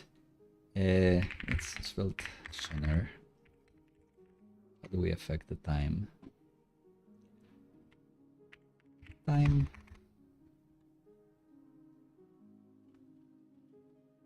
Surely we can do something. Duration. Duration. No.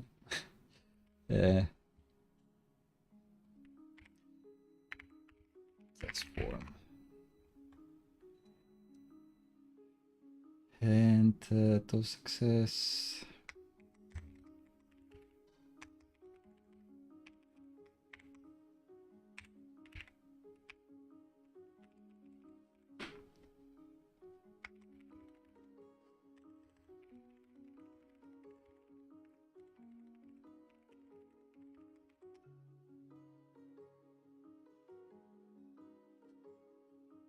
All right.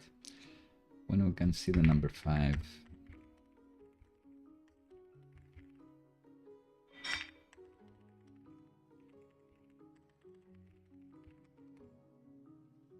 Immediately. All right. Not paying Cloudflare any more money than we need to. And I guess this is as fine. Migration as anything.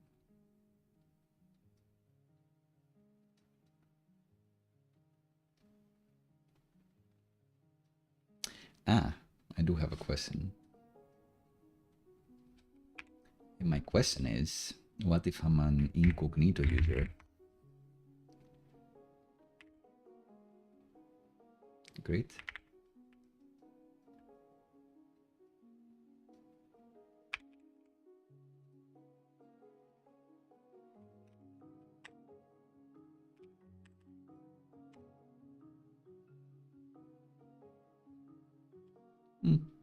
Probably shouldn't have been accepted, but whatever.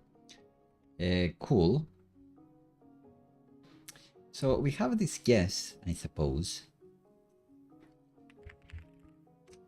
Do we need the user ID there? That's my question.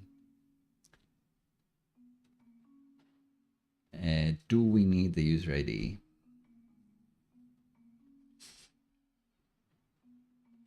Because the point is that other users can do the same response. When we select, we don't check for the user ID. So you could keep track of the first logged in user that did this, or of the first user that did this. So that's kind of neat. Maybe. Even if they're an anonymous user, we can give them like an ID or something afterwards. Or if not, this is just undefined, so an anonymous user was the first one to get it right. So that's kind of fun. Okay, so let's do commit message with AI.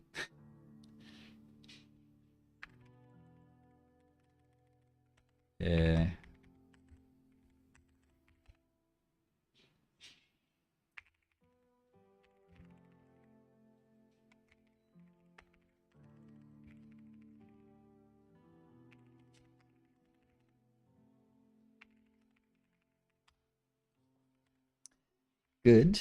So let's db migrate prod.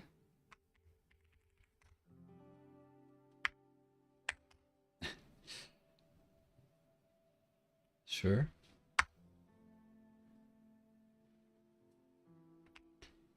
We did it. We can't push this because we don't have like anything important. We have the better success and error states. Well, let's do the hint tokens. It's a kind of designed before.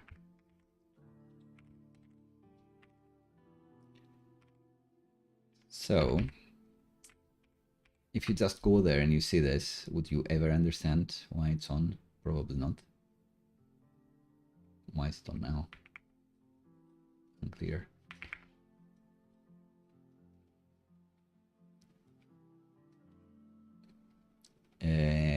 So what they have in Taskmaster, the series, in that thing, they have like some little tips that they turn around and they have like a smiley face and then like a +2 or something. And it's supposed to clue you in that it's related to smiles and it's related to adding 2 seconds or whatever.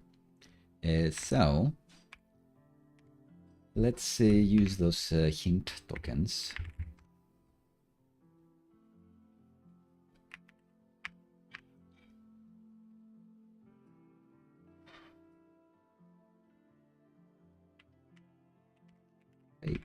Time rates.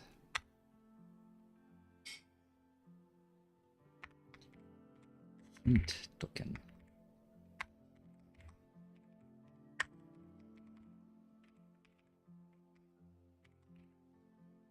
They look like this. You can tap them to turn them around, but inside I want an icon, so let's go again to JOHNNIFY icons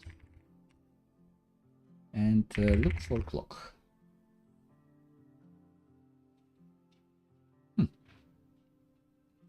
Perfect.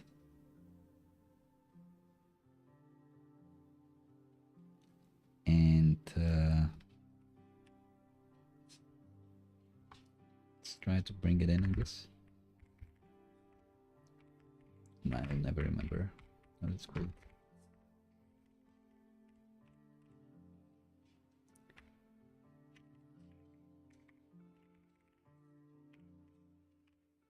The spinner's clock. Is it a real thing? Looks like it.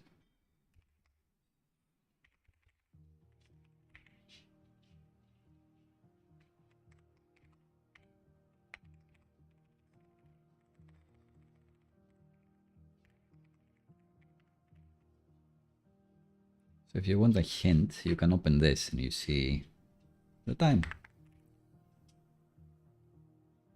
Kind of fun.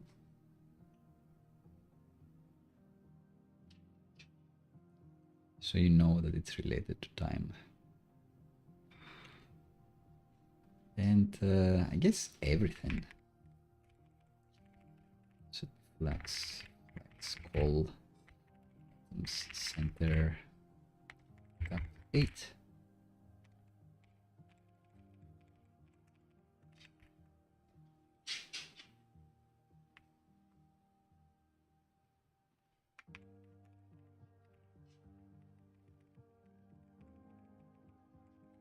This could grow. Maybe not stretch, but be full.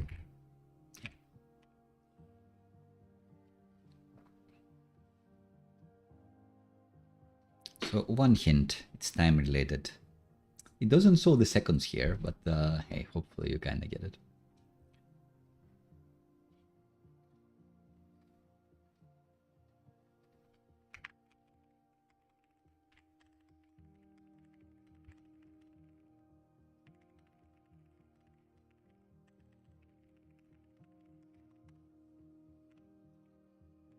Cool.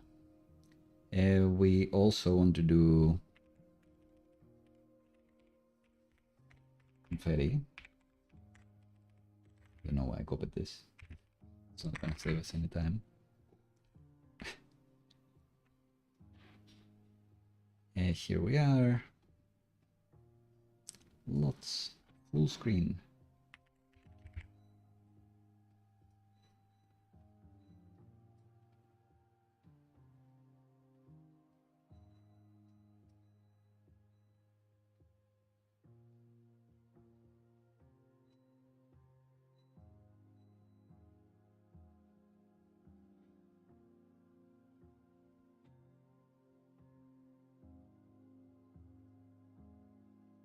Yeah, let's just do that.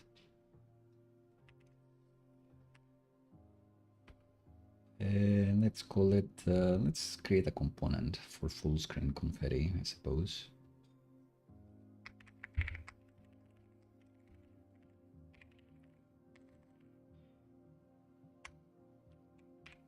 And paste this in the library. I suppose it's the latest one, right?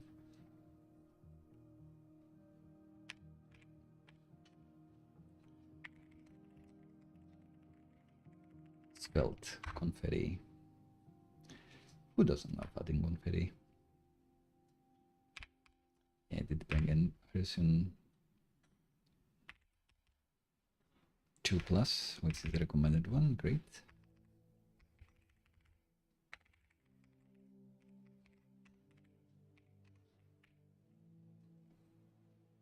Ooh.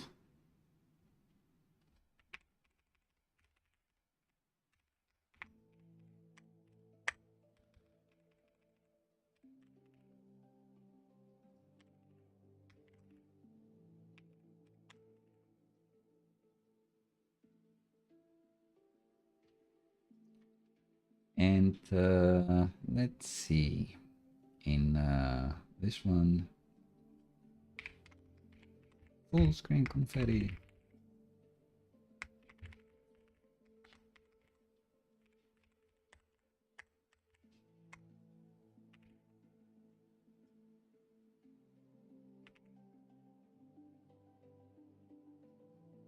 Great.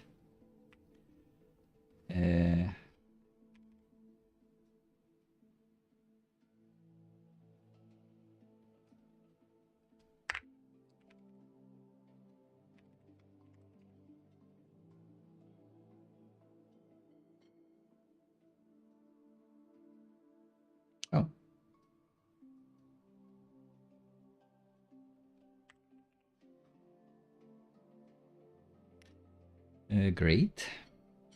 What else do we need?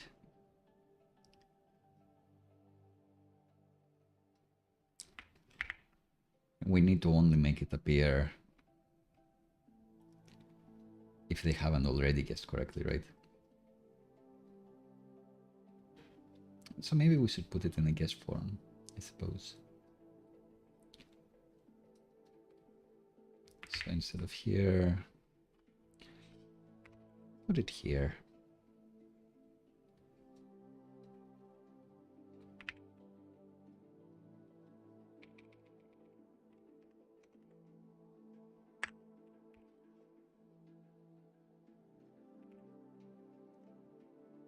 And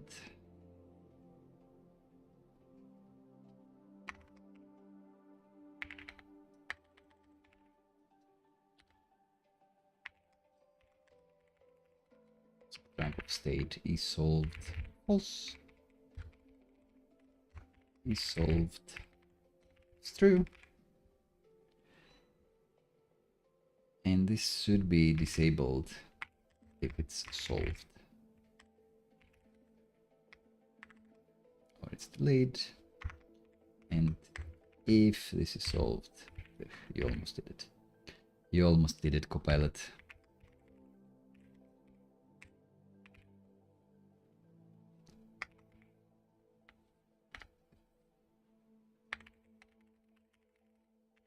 And the seconds timer, when the seconds are divisible by 5.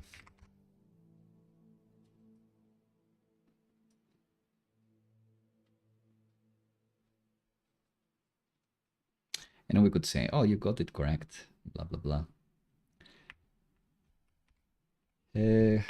Convert the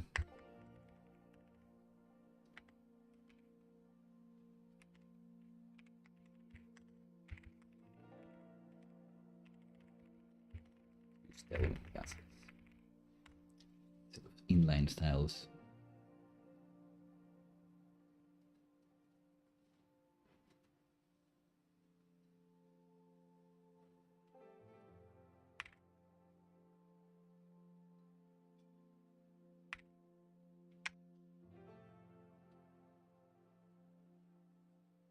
Yes, top -12 is to make them start a bit off screen.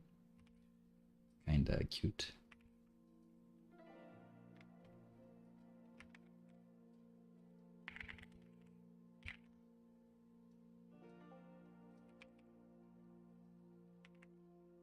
Still works.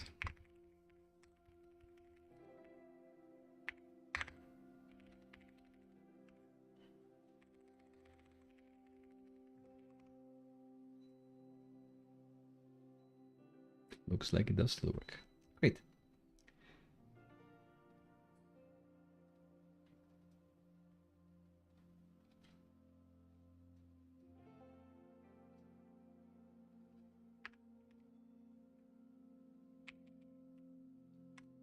Sure. Send this to ship it. Anything else we'd like to do? Did this, did this.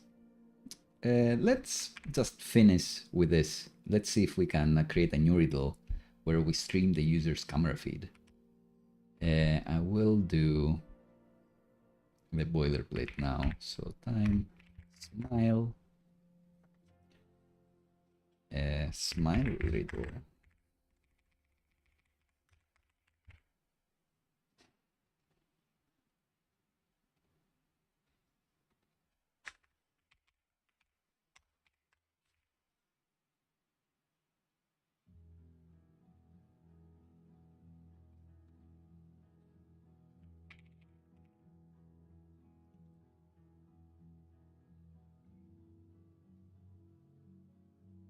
We have the smile riddle.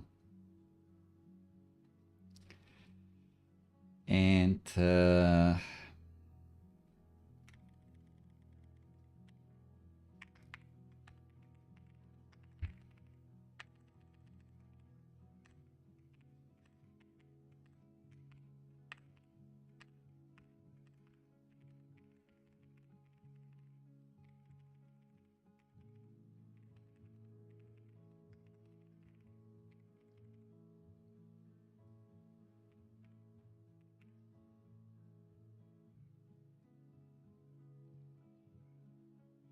So that's good.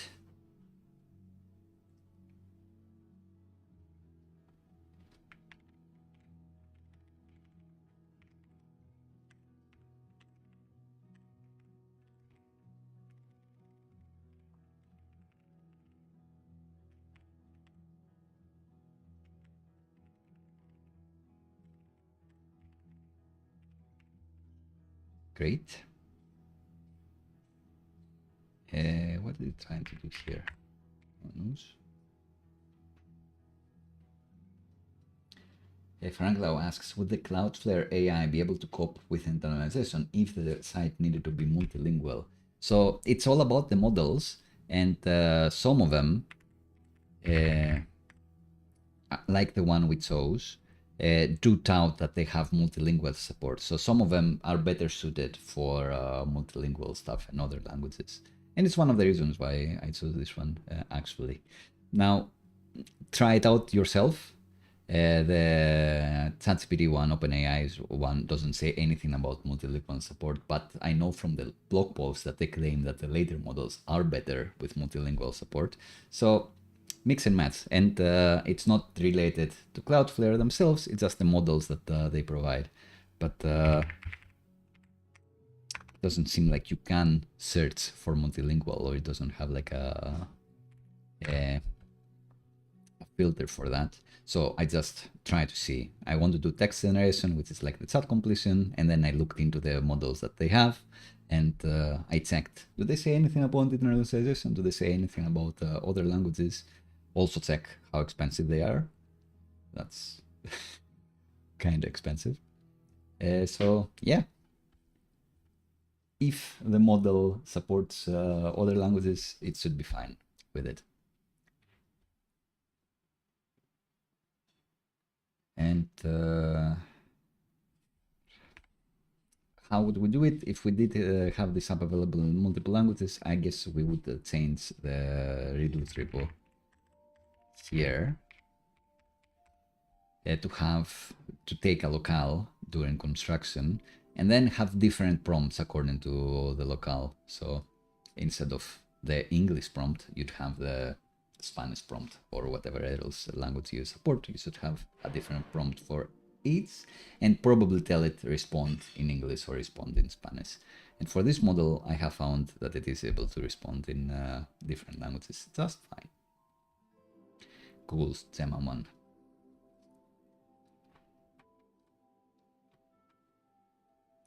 Cool. So we are on the smile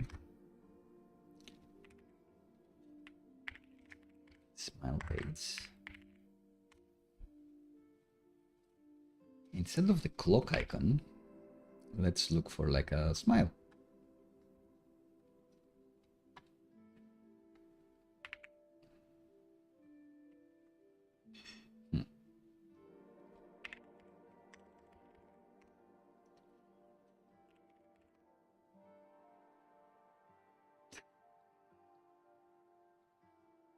Another circular one, isn't it? In the eye.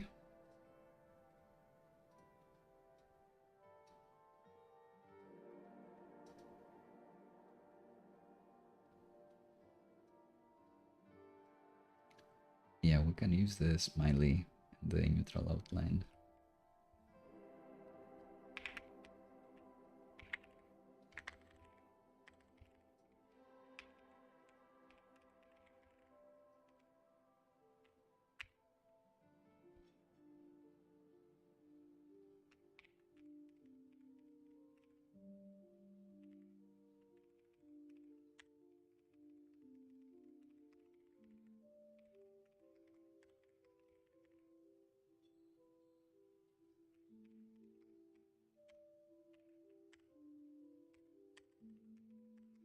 You can do it autocomplete. So, smiley, great.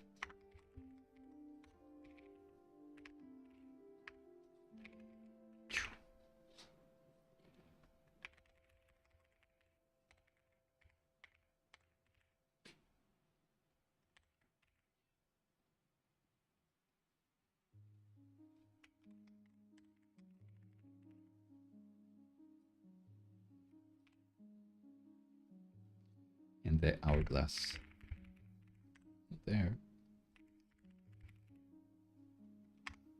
Because it's also related to time.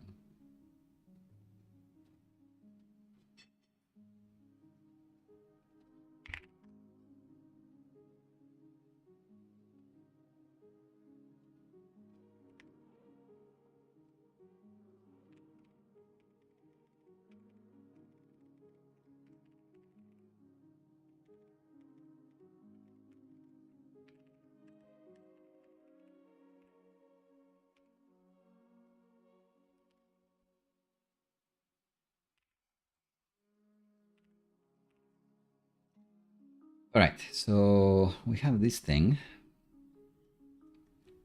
and here comes the rub.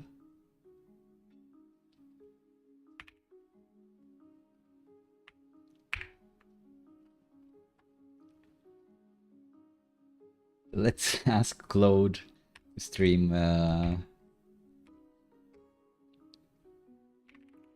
the user's camera in the page for the smile.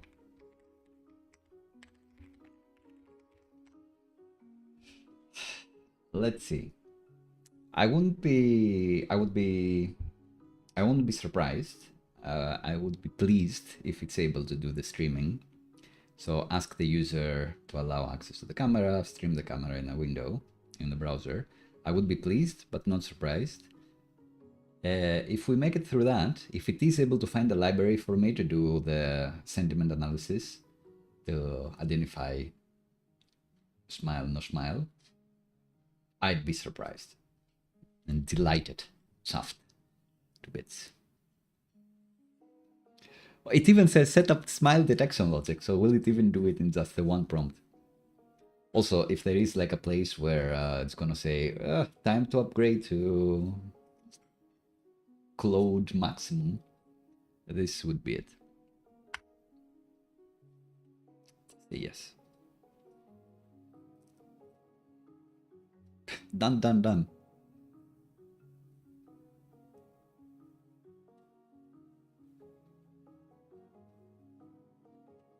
I'm getting my hopes up with the confidence of this.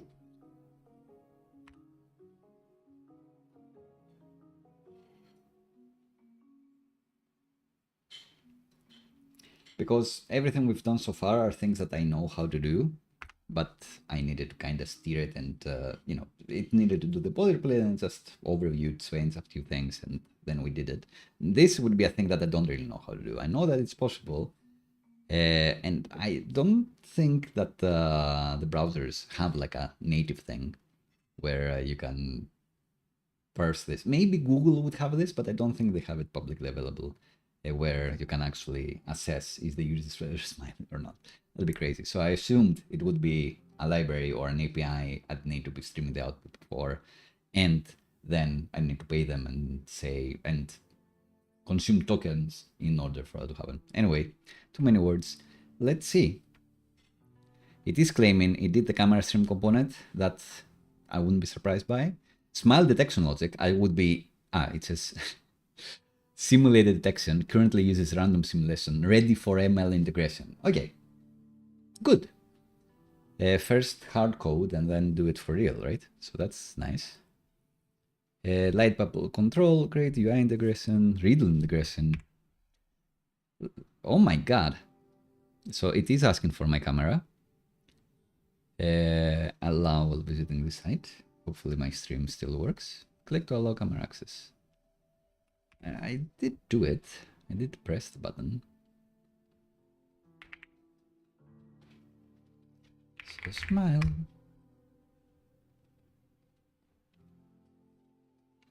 It did ask me for permission. And it has it. So maybe. So this was like so promising.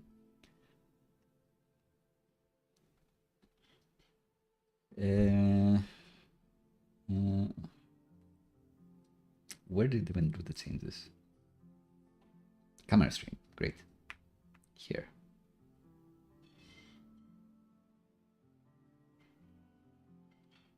nothing on the stream. Great. Simulates multiplexing. Okay. Start camera. On mount, start camera.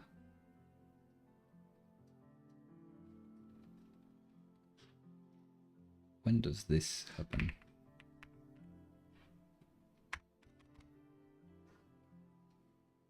If no stream. Video, bind stuff. Yeah, this is the point where who knows what is working and what isn't working. Anything in the console log?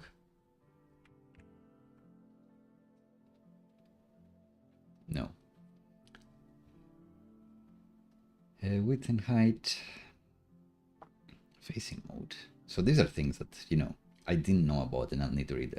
So that's kind of good. It gets me started with things. I assume this is the thing that...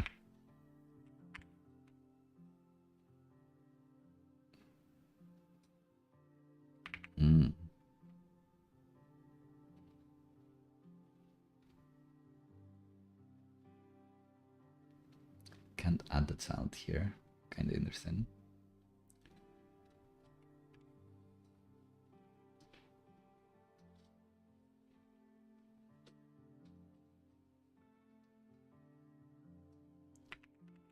Video element, it says.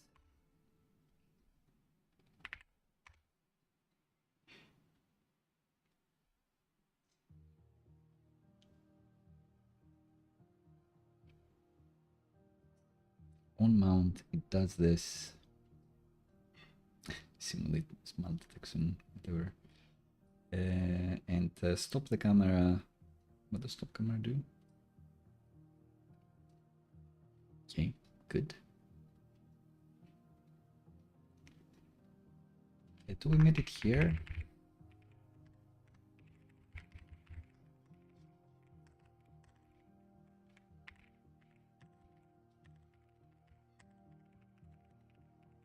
I think we have opened the stream and we have a problem with the video element. Great. And it's this part it doesn't like. So if I remove this, for example.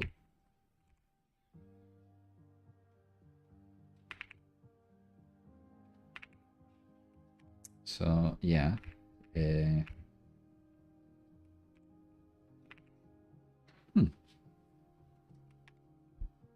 Unclear.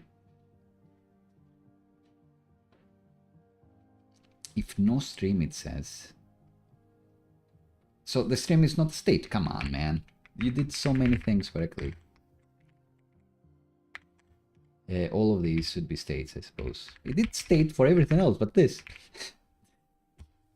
Oh my god, it did so much code. And it did everything like so nicely and correct. This is really cool. So it did everything nice except like this little state thing. And I could have been looking at this for like hours, right? Problem. So what else do we want? What is facing mode?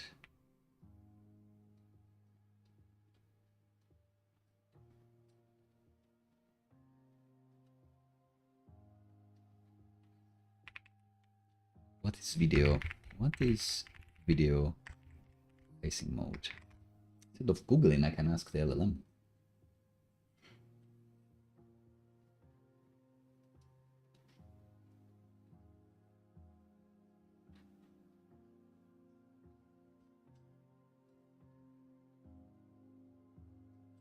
And which camera you want? I guess this is for your phone. But now you choose which one you want, I suppose.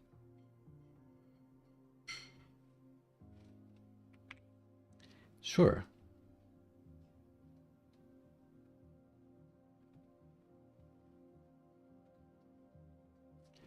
Okay, so I'll need to see this more.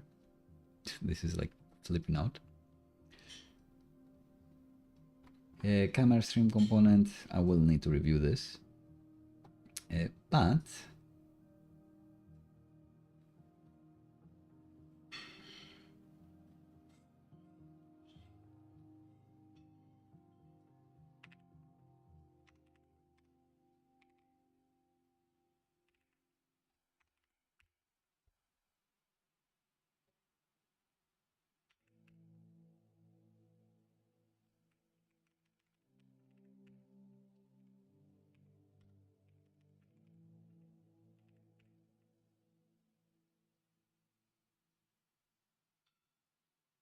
Great.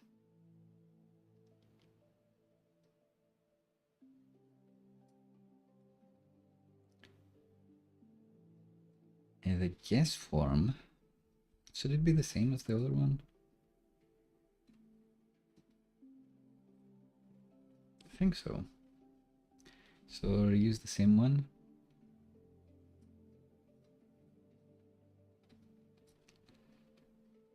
And put it in components probably here.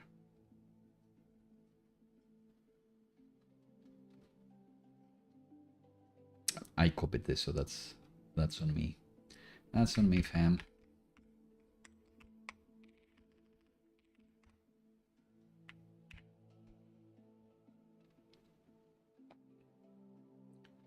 And this delete.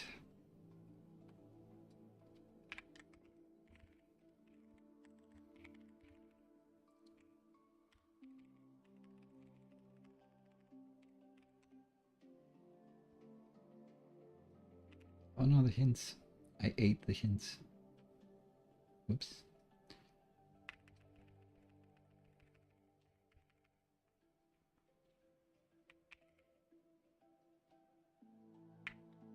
But yeah, with the same logic, you can do like access to the microphone and then use Whisper to transcribe what the user is saying. And if they say light on or luminous or whatever, then it turns on. So that would be kind of fun. Does it ever turn on here? Probably not, because you never stop smiling. So yeah, simulate smiling. It's like crazy. The interval should be like every 5 seconds or something.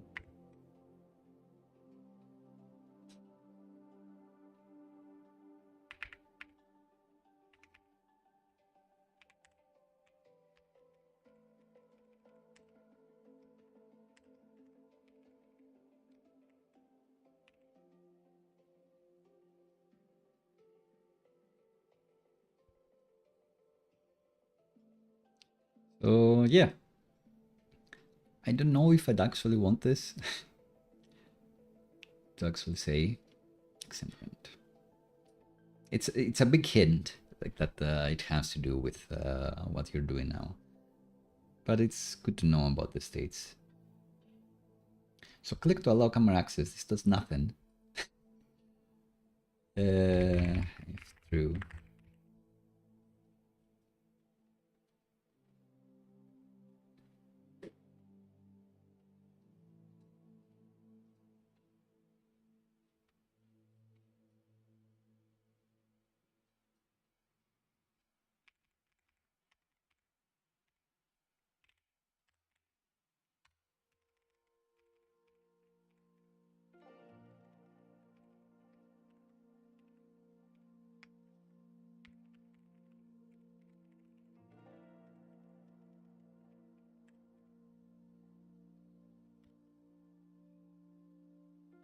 And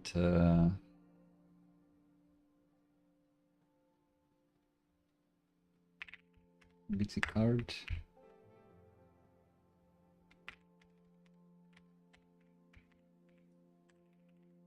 Text card program.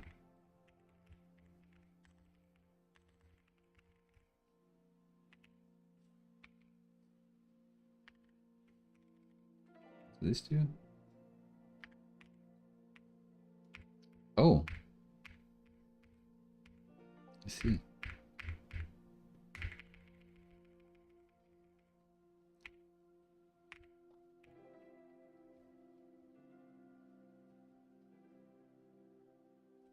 Interesting. So the video is always there for some reason, I suppose. And it's just flies. Okay. Anyway, it doesn't really matter.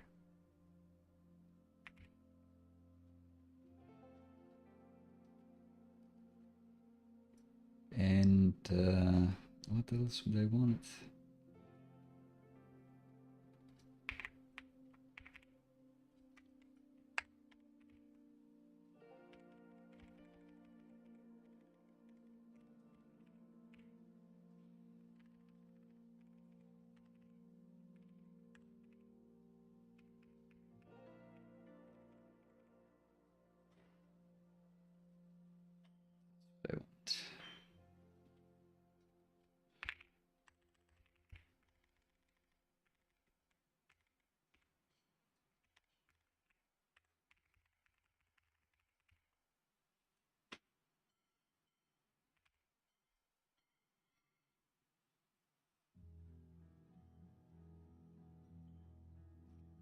Probably nothing.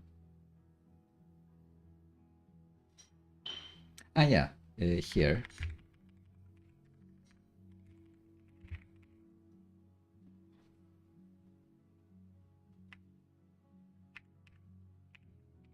We want an on-click, I guess,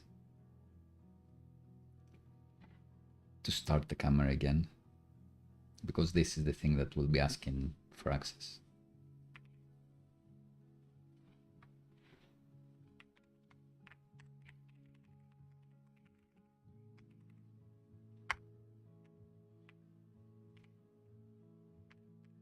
So make this like a button.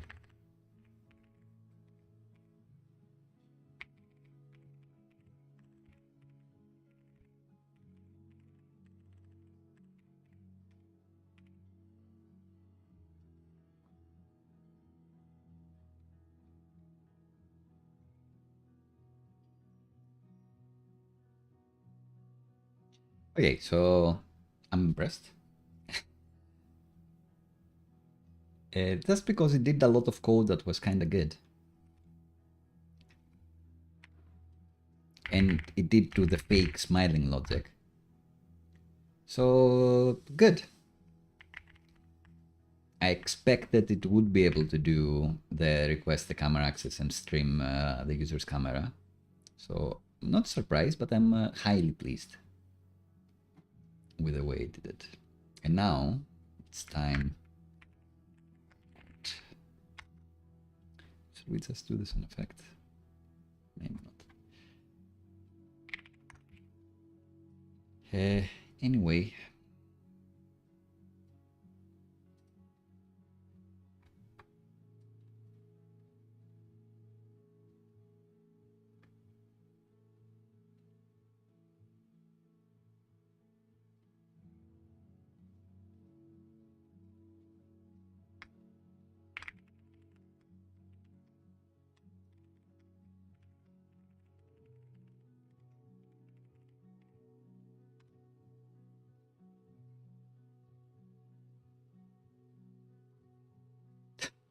It's totally random. Correct.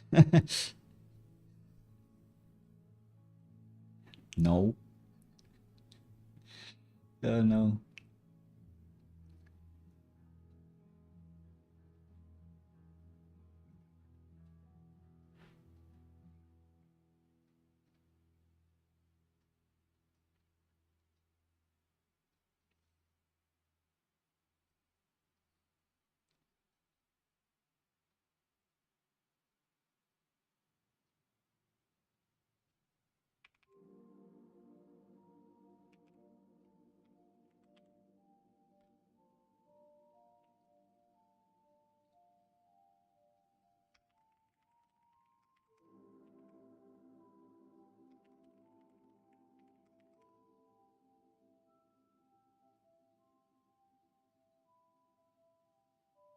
Riddle plays on a pun. What? Let's say when I'm smiling. Instead.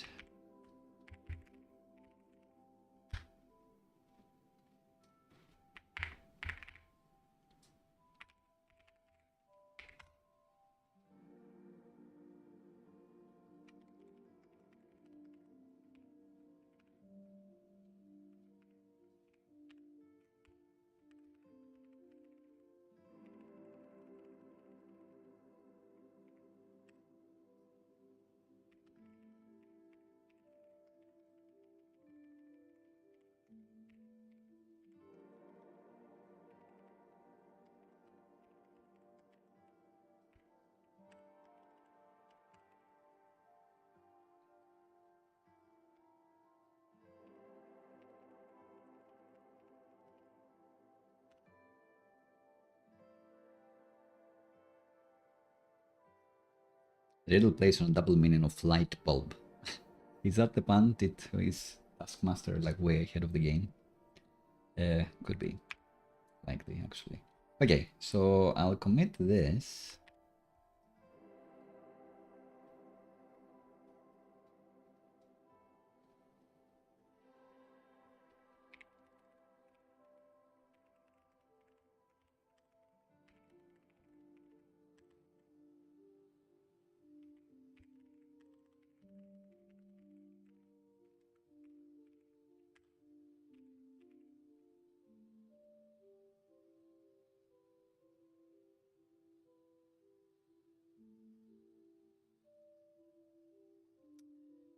And the schema, I guess that could also be shared.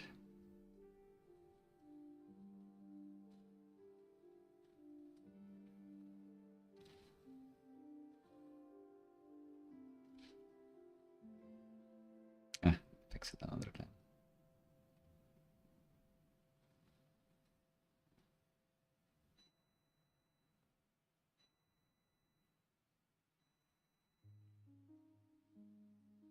But I guess this is using it too. Goes into routes. It's kind of annoying. Yeah, just put it in app, I suppose.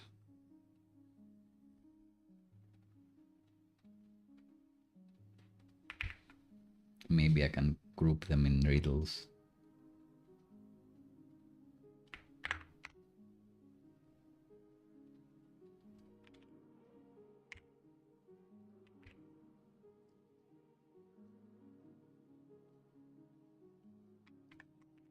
Riddles. Smile and time. This thing. Go to write riddles schema.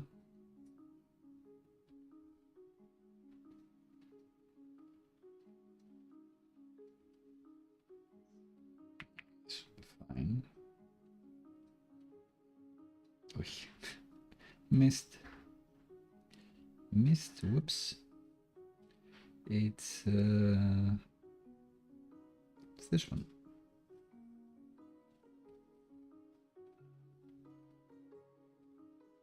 So let's up riddles schema. And that's fine.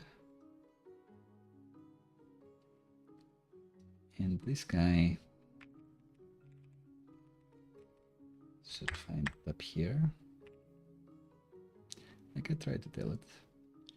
And this guy should find it up here. And I think we're fine.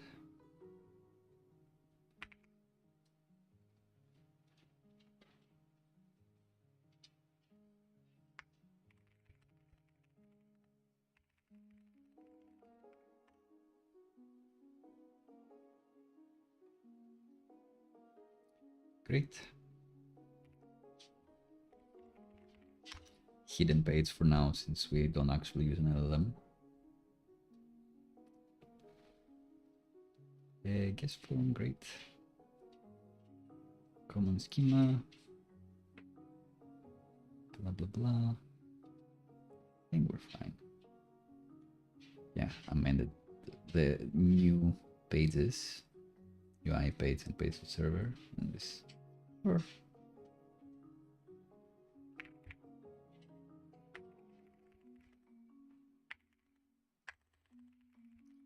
full riddle using the streaming camera.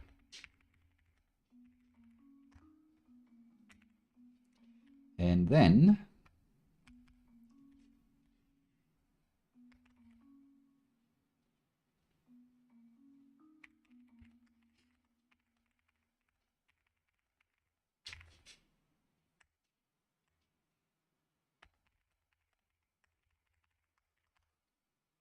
just finish on that.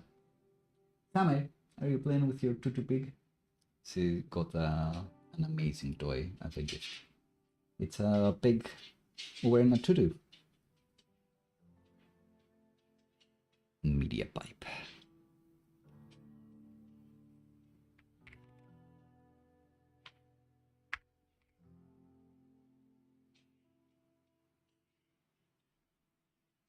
Yeah, I think we won't actually do it. I think I'll have to reflect on this.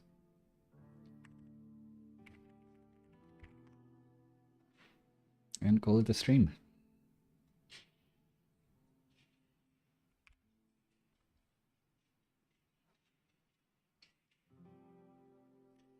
Right, so we've done a lot today, and hopefully it still works and you can play around yourself. Looks like it. When the pick randomly turns on. Nope. Hello. So this is the famous tutu pig. Highly cute. Same, ready, cat. There you go. So feel free to click around, link in the description as always. You can find the GitHub repo as well if you have JOHNNIFY Premium. But it's more about learning how to use this tool, as we've seen. Let me know if this was interesting. Let me know if you would like me to look into how to actually do the sentiment analysis thing without breaking the bank. It was cool to have the streaming input here, but the thing I worry about is, you know, I don't want to pay €5 per user as they try to figure out this riddle. But I can add some other fun riddles, like an audio riddle that is actually using Whisper to transcribe what you're saying and then look for some keywords, which shouldn't be that expensive. Like the moment I see video, I'm like, this is going to be super expensive. And Cloudflare does have quite a lot of image classification models. I don't know which one you'd use for this, but hey. Let me know if it was interesting. Let me know if you'd like to see more. Let me know if you have a suggestion for a cool riddle, and maybe we can add them here. That will be it for now. Let me know if you have any questions as well. This is the time to do it. Looks nice, even on light mode. The light bulb, not the best light bulb in the world. I'm gonna be honest, not an artist.